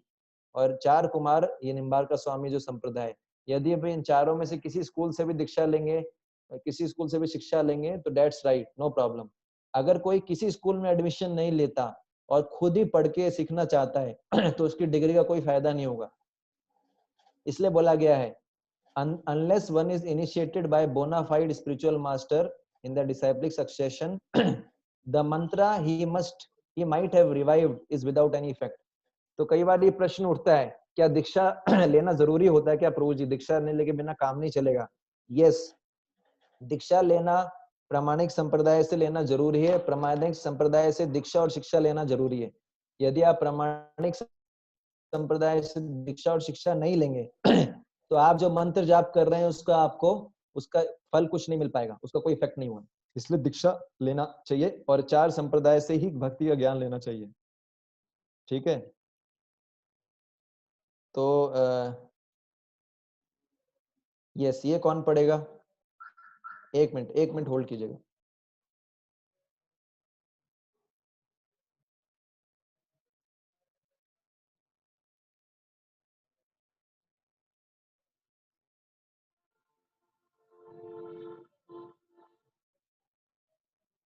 अब प्रश्न उठ सकता है कि मैं अपने आप को कैसे जो है नकली गुरु से कैसे बचाऊं? ठीक है ना, अपने आप को नकली गुरु से कैसे बचाऊं? अच्छा, एक बहुत अच्छा श्लोक है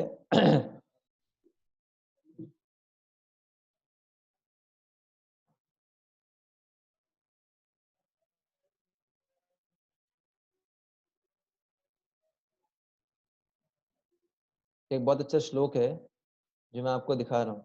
ये सार है समस्त वैदिक शास्त्रों का।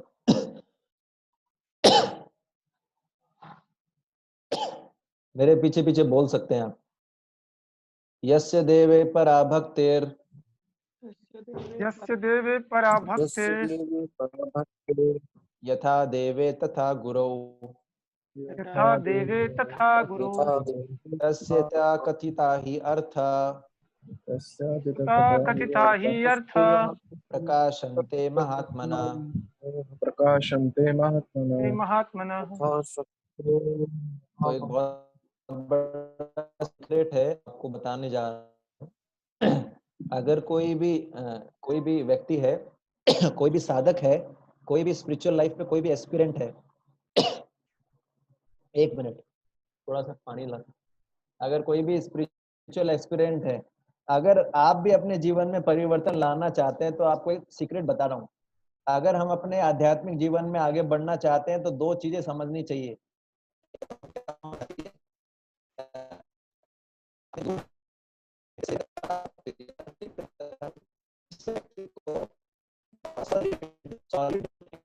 भगवान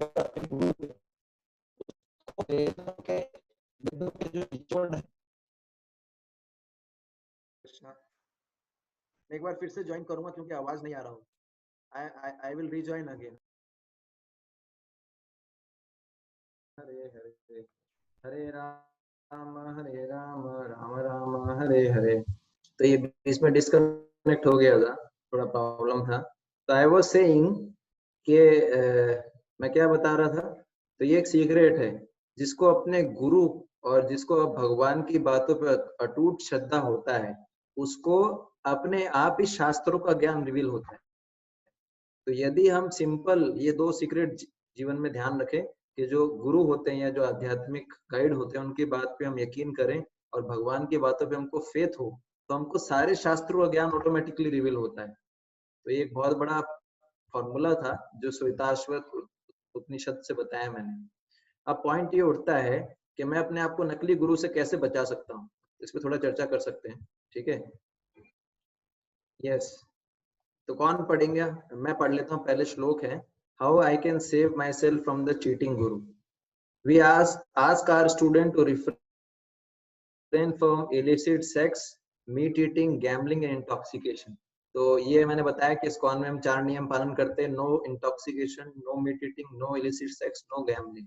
तो श्रीमद् भागवतम से एक श्लोक है 117:38 से 41। अभ्यार्थितस्तदा तस्मै स्थानाना कलये ददौ द्यूतम पानम स्त्रिया शूना यत्रा धर्मश्चतुर्विधा।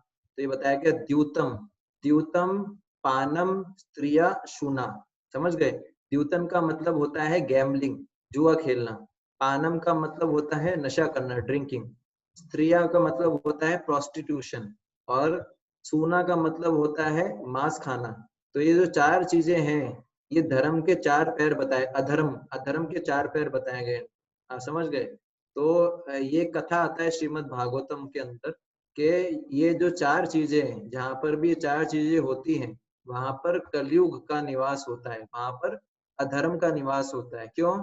क्योंकि नशा करने से हमारी तपस्या की भावना नष्ट होती है। जो भी नशा करता है वो तपस्या नहीं कर सकता, और तपस्या करना धर्म का एक पैर है। तो जब आप तपस्या नहीं कर रहे हैं तो आपका धर्म का पैर टूट जाता है, मतलब अधर्म बढ़ता है। दूसरा बताया गया है नशा, ये तो नशा हो गया। दूसरा बताया गया मांसाहार करने से दया की भावना नष्ट हो जाती है, तो दया भी धर्म का एक पैर है। तो मांसाहार करने वाले भी जो है वो धर्म का पालन नहीं कर सकते। तीसरा बताया गया जुआ खेलना। जुआ खेलने से क्या होता है कि हमारी सत्य बोलने की टेंडेंसी है, सत्यता नष्ट हो जाती है, तो वो व्यक्ति भी धर्म का पालन नहीं कर सकता। इसलिए जुआ खेलना भी अच्छा नहीं है ना?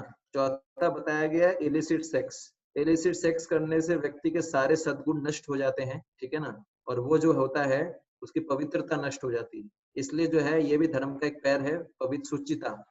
तो जो इन 4 चीजों को बताता है, 4 चीजों, यहाँ इन 4 जगह पे कलयुग का निवास होता है। तो इसलिए जो नकली गुरु होगा वो इन 4 चीजों में इन्वॉल्व होगा, आपको देखना पड़ेगा। अगर कोई नकली गुरु है तो वो इन 4 चीजों में जरूर इन्वॉल्व होगा। तो यहाँ पर जब ये तो बताया गया है, तो therefore whosoever desires progressive well-being, especially kings, religious, जो भी प्रोग्रेस चाहता है ना, अपने जीवन में आगे बढ़ना चाहता है, स्पेशली किंग्स, राजा, जो लीडर्स हैं हमारी सोसाइटी के, रिलीजियनिस्ट, धर्म गुरु, पब्लिक लीडर्स, ब्राह्मण सन्यासी should never come in contact with the forementioned irreligious principle. तो अगर कोई गुरु है, अगर नकली गुरु है तो वो ये 4 चीजें जरूर कर रहा होगा। आप समझ गए? तो नकली गुरु को पहचानने का तरीका क्या है? वो इन 4 चीजों में इन्वॉल्व होगा, आप चेक कीजिए, ठीक है? तो ये है। फिर है genuine guru is a postal peon of the supreme lord. कौन पढ़ेगा ये? Who will read? प्रभु जी मैं पढ़ता हूँ। पढ़िए। Genuine Guru is a postal peon of the Supreme Lord. We do not interpret the words of Krishna by saying, in my opinion, the battlefield of Kurukshetra represents the human body. Such interpretations are speculated by false gurus.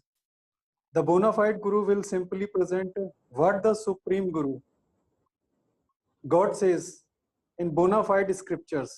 A guru cannot change the message of the disciplic succession. In the Bhagavad Gita, Sri Krishna says, Imam parampara prapta imam rajarsayo vidu shakalene mehta yogo nashta parantapa. This supreme science was thus received through the chain of disciplic succession, and the saintly kings understood it in that way, but in course of time the succession was broken. Yes. तो यहाँ पर बताया है, ये बहुत important चीज है कि असली गुरु होगा उसको कंपेयर किया गया है पोस्टल पियोन। जैसे कोई पियोन होता है या कोई पोस्टमैन, जो उसको क्या बोलते हैं, पोस्टमैन। तो पोस्टमैन क्या करता है, लेटर लेके जाता है पोस्ट ऑफिस से, उस लेटर में कुछ भी हो सकता है, तो वो उसको उससे उसको कोई फर्क नहीं पड़ता है। वो क्या करेगा, वो लेटर लेके जाएगा और लेटर लेके डिलीवर कर देगा किसको, जिसको वो लेटर देना है। उसी प्रकार से जो वास्तव में गुरु होगा वो केवल भगवान के शब्दों को दोहराता है, अपने कोई विचार नहीं डालेगा, ना तो उसमें ऐड करेगा ना सब्ट्रैक्ट करेगा, एज इट इज बता देगा। और वो क्या है, गुरु परंपरा में होगा। मतलब ये 4 मैंने आपको संप्रदाय बताए, 4 स्कूल, इसी में से किसी एक स्कूल में होगा। तो एक श्लोक है गीता का, एवं परंपरा प्राप्तम इमं राजऋषयो विदुः सह काले न महता योगो नष्ट परंतपः। भगवान बोलते हैं ये ज्ञान जो है गीता का, मैंने क्या किया था, परंपरा में दिए गीता का ज्ञान आया है, लेकिन समय के काल के क्रम में ये परंपरा नष्ट हो गई। तो जब भगवान ने अर्जुन को गीता का ज्ञान दिया था तो पहले भी गीता का ज्ञान दिया जा चुका है सूर्य के देवता विवस्वान को। अभी जो सूर्य देव है उनका नाम है विवस्वान। तो 12 करोड़ साल पहले ये ज्ञान सूर्य देवता को दिया था भगवान ने, और उसके बाद अर्जुन को भी ये ज्ञान दिया। क्यों? क्योंकि ये परंपरा में ज्ञान दिया जाता है, गीता का ज्ञान परंपरा में दिया जाता है, पर वो परंपरा टूट गई थी, इसलिए भगवान ने अर्जुन को फिर से चुना गुरु बनने के लिए। ठीक है ना? तो अब जो है अब ये पढ़ेंगे, who should not go to the guru. किसको गुरु के पास नहीं जाना चाहिए और किसको गुरु के पास जाना चाहिए और कैसे अप्रोच करना चाहिए। कौन पढ़ेंगे? वो जी पढ़ूंगा ही। और कोई नहीं पढ़ना चाहेंगे? हरे कृष्णा। ठीक है, आप ही पढ़िए। Taking on a guru is not simply a fashion. One who is serious about understanding spiritual life requires a guru. A guru is a question of necessity, for one must be very serious to understand spiritual life, God, proper action, and one's relationship with God. Surrender must be there, for without surrender we cannot learn anything. If we go to a guru simply to challenge him, we will learn nothing. We must accept the guru just as Arjuna did. कार्पण्य दोषो ऐसे ही बोलिए, मेरे साथ साथ बोलिए। कार्पण्य दोषो उपहता स्वभाव। बोलिए। कार्पण्य दोषो उपहत स्वभाव पृच्छामि त्वां धर्मसमूढचेतः पृच्छामि त्वं धर्मसमुद्धचेतः यस्यां निश्चितं पृच्छामि त्वां धर्म सम्मूढचेतः यस्यानिश्चितं ब्रूहि तन्मे आशयं निश्चितं यस्यान्निश्चितं ब्रूहि ब्रूहि तन्मे शिष्यस्तेऽहं शाधिमां त्वं प्रपन्नम् तन्मे शिष्यास्तेऽहं शाधिमां त्वं प्रपन्नम्। हाँ पढ़िए, आगे पढ़िए। Now I am confused about my duty. शिष्यस्तेऽहं साधिमां त्वां प्रपन्नम्। Now I am confused about my duty and have lost all composers because my miserly weakness. In this condition, I am asking you to tell me clearly what is best for me. Now I am your disciple and soul surrendered unto you. Please instruct me. This is the process for accepting a guru. The guru is Krishna's representative, the former Acharya's representative. Krishna says that all Acharyas are his representatives. Therefore, the guru should be offered the same respect one would offer to God. As Vishwanatha Chakravarti Thakur says in his prayers to the spiritual master, Yasya Prasadad Bhagavat Prasada. By the mercy of the spiritual master, one receives the benediction of Krishna. Thus, if we surrender to the bona fide guru, we surrender to God. God accepts our surrender to the guru. Yes. तो गुरु किसको नहीं बनना, गुरु के पास किस लिए जाना चाहिए? उस व्यक्ति को जाना चाहिए जो बहुत ही सीरियस है स्पिरिचुअल लाइफ को समझने के लिए। ऐसा नहीं कि फैशन के लिए गुरु बना लिया, उनके इंस्ट्रक्शंस को फॉलो नहीं कर रहे। जैसे आजकल लोग कुत्ते पालते हैं, कुत्ते पालने का फैशन होता है ना, ऐसा नहीं कि भाई हमारे भी गुरु हैं। गुरु जी आते हैं, आप उनको थोड़ा दान दक्षिणा दे देते हैं और उनके इंस्ट्रक्शन को फॉलो नहीं करते, नहीं। तो गुरु को तभी जब अप्रोच करना चाहिए, गुरु तभी बनाने चाहिए जब हम बहुत सीरियस हों स्पिरिचुअल लाइफ में आगे बढ़ने के लिए, आध्यात्मिक जीवन में आगे जाने के लिए। आप समझ गए? पहला पॉइंट। दूसरा पॉइंट है यहाँ पर है कि गुरु को सरेंडर करना चाहिए। अगर गुरु को हम चैलेंज करेंगे, पहले आप टेस्ट करो कि वो असली गुरु है कि नहीं, और आपको पता लगता है वो असली गुरु हैं, तो फिर सरेंडर करना चाहिए। ऐसा नहीं कि हम उनको चैलेंज करें। जैसे अर्जुन थे, अर्जुन ने पहले भगवान श्री कृष्ण के साथ मित्र के समान व्यवहार किया। अर्जुन उनको गुरु के रूप में एक्सेप्ट नहीं कर रहे थे, अपना ही दिमाग लगा रहे थे तो अपनी प्रॉब्लम्स को सॉल्व करने के लिए। लेकिन जितना अर्जुन दिमाग लगा रहे थे उतना फंसते जा रहे थे। अल्टीमेटली अर्जुन को भगवान कृष्ण को गुरु के रूप में स्वीकार करना पड़ा, उनके पास कोई चारा नहीं बचा। तो अर्जुन कैसे स्वीकार कर रहे हैं भगवान को? कार्पण्य दोषोपहता स्वभाव पृच्छामि त्वां धर्म समूढ़ चेता यस्याम निश्चितम ब्रूहि तन्मे शिष्यस्ते हम शादी माम त्वं प्रपन्ना। तो बता रहे हैं कि मैं अब गुरु को सरेंडर करना चाहिए पूरा तन मन धन से, है ना। तन मन धन से गुरु को स्वीकार करना चाहिए, कोई रिजर्वेशन नहीं रखना चाहिए। एक बार गुरु बनाया तो पूरा सरेंडर कर देना चाहिए, है ना। ये है, क्योंकि गुरु जो होते हैं भगवान के प्रतिनिधि होते हैं, और गुरु की कृपा से भगवान की कृपा मिलती है। इसमें उदाहरण आता है, बहुत सुंदर उदाहरण है, हम लोग गाते भी हैं। संसार दावानल लीडलोका त्राणाय कारुण्य घना घनात्वं प्राप्तस्य कल्याण गुणार्णवस्य वंदे गुरु श्री चरणारविंदम। ऐसे बोलते हैं कि समुद्र जो है, भगवान श्री कृष्ण को कृपा का समुद्र बोला गया, लेकिन समुद्र का जल रेगिस्तान में नहीं जा सकता है। रेगिस्तान में केवल बादल जा सकता है, बादल सभी जगह जा सकता है। तो गुरु को बादल के समान बताया गया है, भगवान कृष्ण को कृपा का सागर बताया गया है। तो गुरु भगवान कृष्ण की कृपा को सब जगह बांटते हैं, इसलिए गुरु के थ्रू भगवान की कृपा मिलती है। इसलिए ऐसे बोलते हैं ना, गुरु गोविंद दोनों खड़े काके लागे पाए। बताते हैं कि गुरु की महिमा भगवान की महिमा से ज्यादा है भगवान की कृपा के कारण। क्यों? क्योंकि भगवान से मिलाते हैं असली गुरु। और लेकिन आध्यात्मिक जीवन में श्रील प्रभुपाद जी बोलते हैं गुरु और भगवान ये दो पटरियां हैं।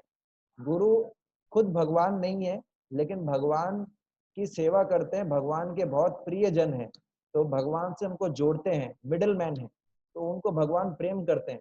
इसलिए गुरु खुद भगवान नहीं है, गुरु हमको भगवान से जोड़ते हैं, तो उनका बहुत बड़ा रोल होता है। इसलिए जो है गुरु की भक्ति करके, गुरु को सेवा करके हम भगवान को प्रसन्न कर सकते हैं। और सबसे लास्ट में है चेक एंड बैलेंस सिस्टम।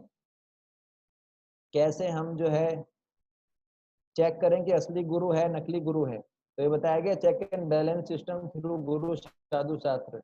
तो वैदिक सिस्टम में बताया गया कोई भी चीज, जैसे जीपीएस होता है, हमको किसी डायरेक्शन में जाना है तो हमारे पास जीपीएस होता है, ग्लोबल पोजिशनिंग सिस्टम, हम रास्ता पता लगा लेते हैं। उसी प्रकार से आध्यात्मिक लाइफ में हमारे पास होता है जीएसएस। जीएसएस का मतलब है गुरु साधु शास्त्र। हम गुरु कोई भी चीज बोलेंगे तो वो जो बोलेंगे वो आपको शास्त्रों में मिल जाएगा, कुछ भी इंडिपेंडेंट नहीं बोलेंगे।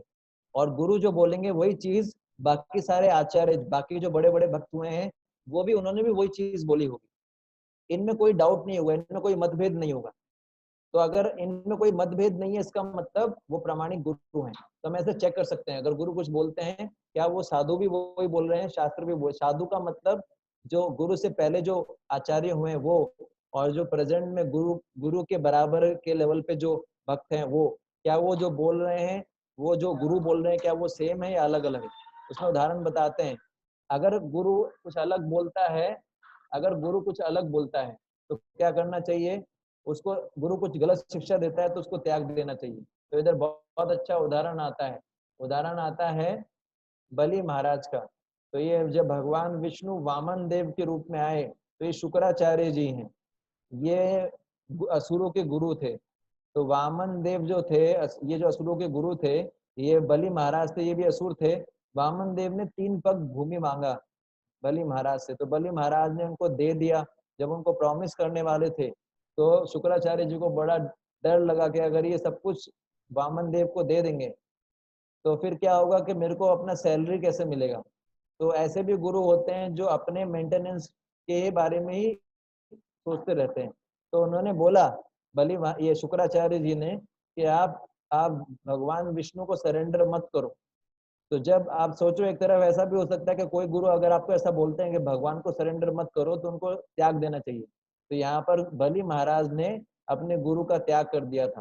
साधारण स्थिति में गुरु जो बोलता है उसको पालन करना चाहिए, उसको हम जो है छोड़ नहीं हम उसको जो है नकार नहीं सकते। एक बार गुरु बना लिया तो उनकी बात को कभी नकारना नहीं चाहिए। लेकिन अगर गुरु आपको गलत शिक्षा देता है जो कि साधु शास्त्र के साथ में नहीं मिलती, तो उनको त्याग देना चाहिए।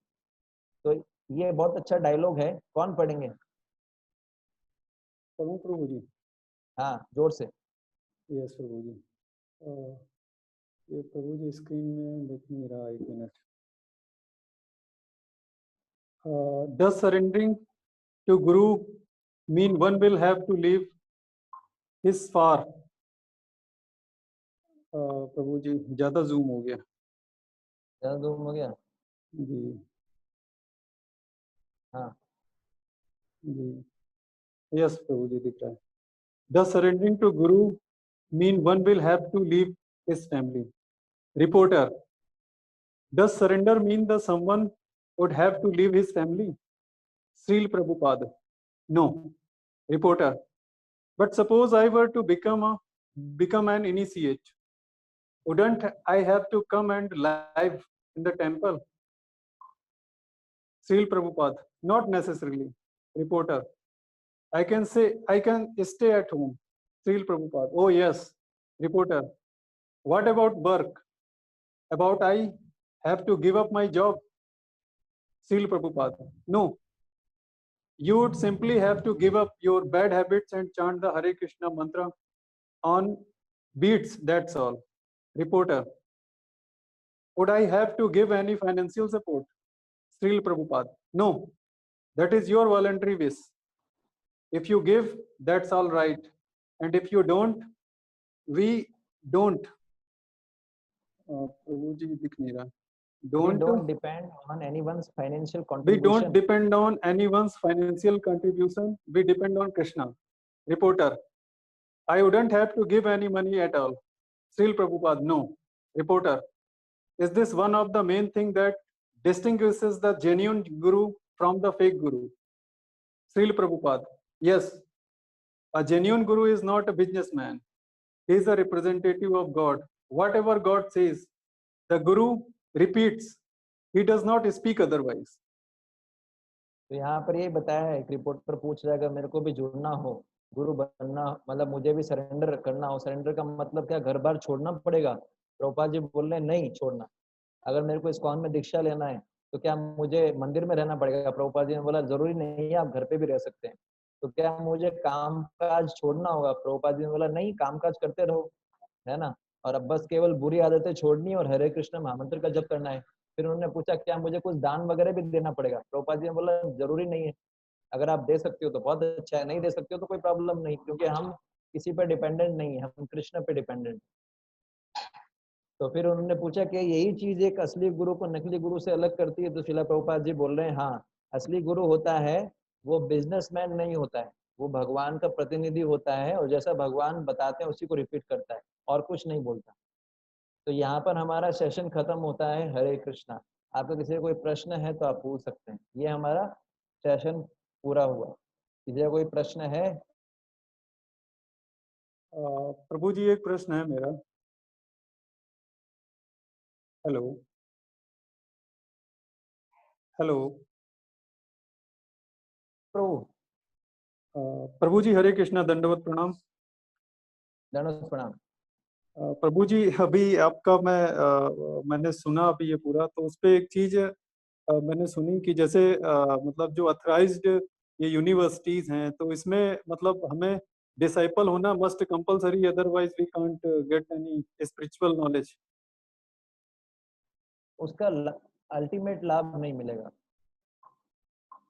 ओके।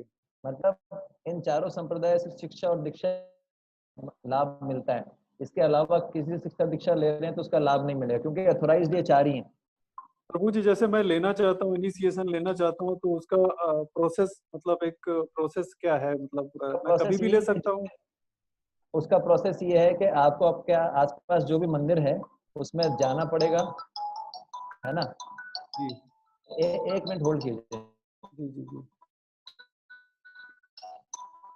बोल रहा था कि आपको जो है किसी जो एक मिनट होल्ड।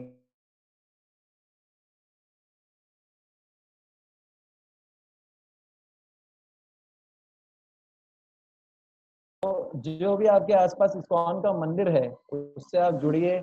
4 नियम कम से कम 1 साल मिनिमम पालन करना पड़ता है। 16 माला कम से कम 1 साल जप करना पड़ता है और कोई प्रैक्टिकल सेवा करना पड़ता है किसी मंदिर से जुड़ के। तो जो भी उस मंदिर के अध्यक्ष होंगे या आप उनके संपर्क में रहेंगे 1 साल 1.5 साल, फिर वो जो है आपका देख के आपको रिकमेंड करेंगे दीक्षा के लिए। ऐसा सिस्टम होता है। जी प्रभु जी। बाकी अभी ये जो पूरा मतलब कन्वर्सेशन था between reporter and Prabhupada ji, actually अभी तो 5 मिनट लगेगा क्लास, तो आप उनको बता दीजिए। नहीं वो 2-3 मिनट में स्टार्ट करना। हाँ यस प्रभु, क्या बोल रहे हैं? हाँ कह रहे बाकी का जो अभी ये प्रभुपाद जी का और रिपोर्टर का जो डिस्कशन है, बाकी वो उस तरह से मैं फॉलो करना है। हाँ मतलब जरूरी नहीं कि आपको ब्रह्मचारी बनना है, मंदिर में रहना है। जहाँ रहते हैं वहां रह सकते हैं। गृहस्थ लोग रहते हैं, दीक्षा लेते हैं। 4 नियम पालन करना है, 16 माला जाप करना है, कुछ प्रैक्टिकल सेवा करना है मंदिर में, बस। बहुत टफ नहीं। प्रभु जी ये 16 माला का क्या मतलब बेंचमार्क सेट है ऐसा कि 16 माला हम जिन दिन में जितनी भी सांस लेते हैं, लगभग 25,000 के आसपास सांस होती है, 25,000 27,000, तो हर सांस में भगवान का एक नाम आ जाता है जी। इतना नाम तो लेना ही चाहिए। 16 मिनिमम है, मैक्सिमम नहीं है। और कोई प्रश्न है किसी का? हरे कृष्णा प्रभु जी। हरे कृष्णा प्रभु जी। प्रभु जी अगर बिना माला ऐसे नाम ले कभी भी तो कोई दिक्कत है क्या? माला पे लेना ज्यादा अच्छा है। ऐसा कारण क्या है? माला से हमारी स्पर्श इंद्रियां भी भगवान के जाप में लगती है, हमारा मन कम भटकता है। और दूसरा क्या है, ये इससे थोड़ा ज्यादा बेनिफिट मिलता है। बाकी जरूरी नहीं कि माला पे नाम जप किया जाए, पर माला पे नाम जप करने का एक्स्ट्रा बेनिफिट है कि हमारा मन कम भटकता है, क्योंकि हमारी एक इंद्री जो है स्पर्श इंद्री, वो भगवान की सेवा में लगती है। क्योंकि मेरे साथ ऐसा होता है कि मैं सोचता हूँ कि हाँ शायद कम रह गई, या फिर कभी लगता है कि ज्यादा बोल दिया। इसलिए माला पे करना अच्छा है। और एक प्रश्न ये था प्रभु जी, जैसे ये अभी जैसे कोई सुसाइड करता है हाँ तो उसका मतलब अपन क्या समझे कि इसका आखिरी टाइम आ गया था इसलिए इसने सुसाइड कर लिया, नहीं नहीं नहीं, आखिरी या टाइम नहीं फिर है वो। उसने जो है अपने, क्योंकि कोई सुसाइड करता है वो प्रकृति के नियम के खिलाफ जा रहा है, उसको भूत बनना पड़ता है। क्यों? क्योंकि उसको एक पर्टिकुलर शरीर मिला था, उस शरीर के हिसाब से उसको पर्टिकुलर स्वभाव मिला था, उसके हिसाब से उसको कुछ दुख भोगना था अपने कर्मों के हिसाब से, या तो मानसिक या शारीरिक। लेकिन वो उस दुख से बचने के लिए सुसाइड कर लेता है, तो उसको फिर प्रकृति दूसरा शरीर नहीं देती, उसको प्रकृति दूसरा शरीर नहीं देती।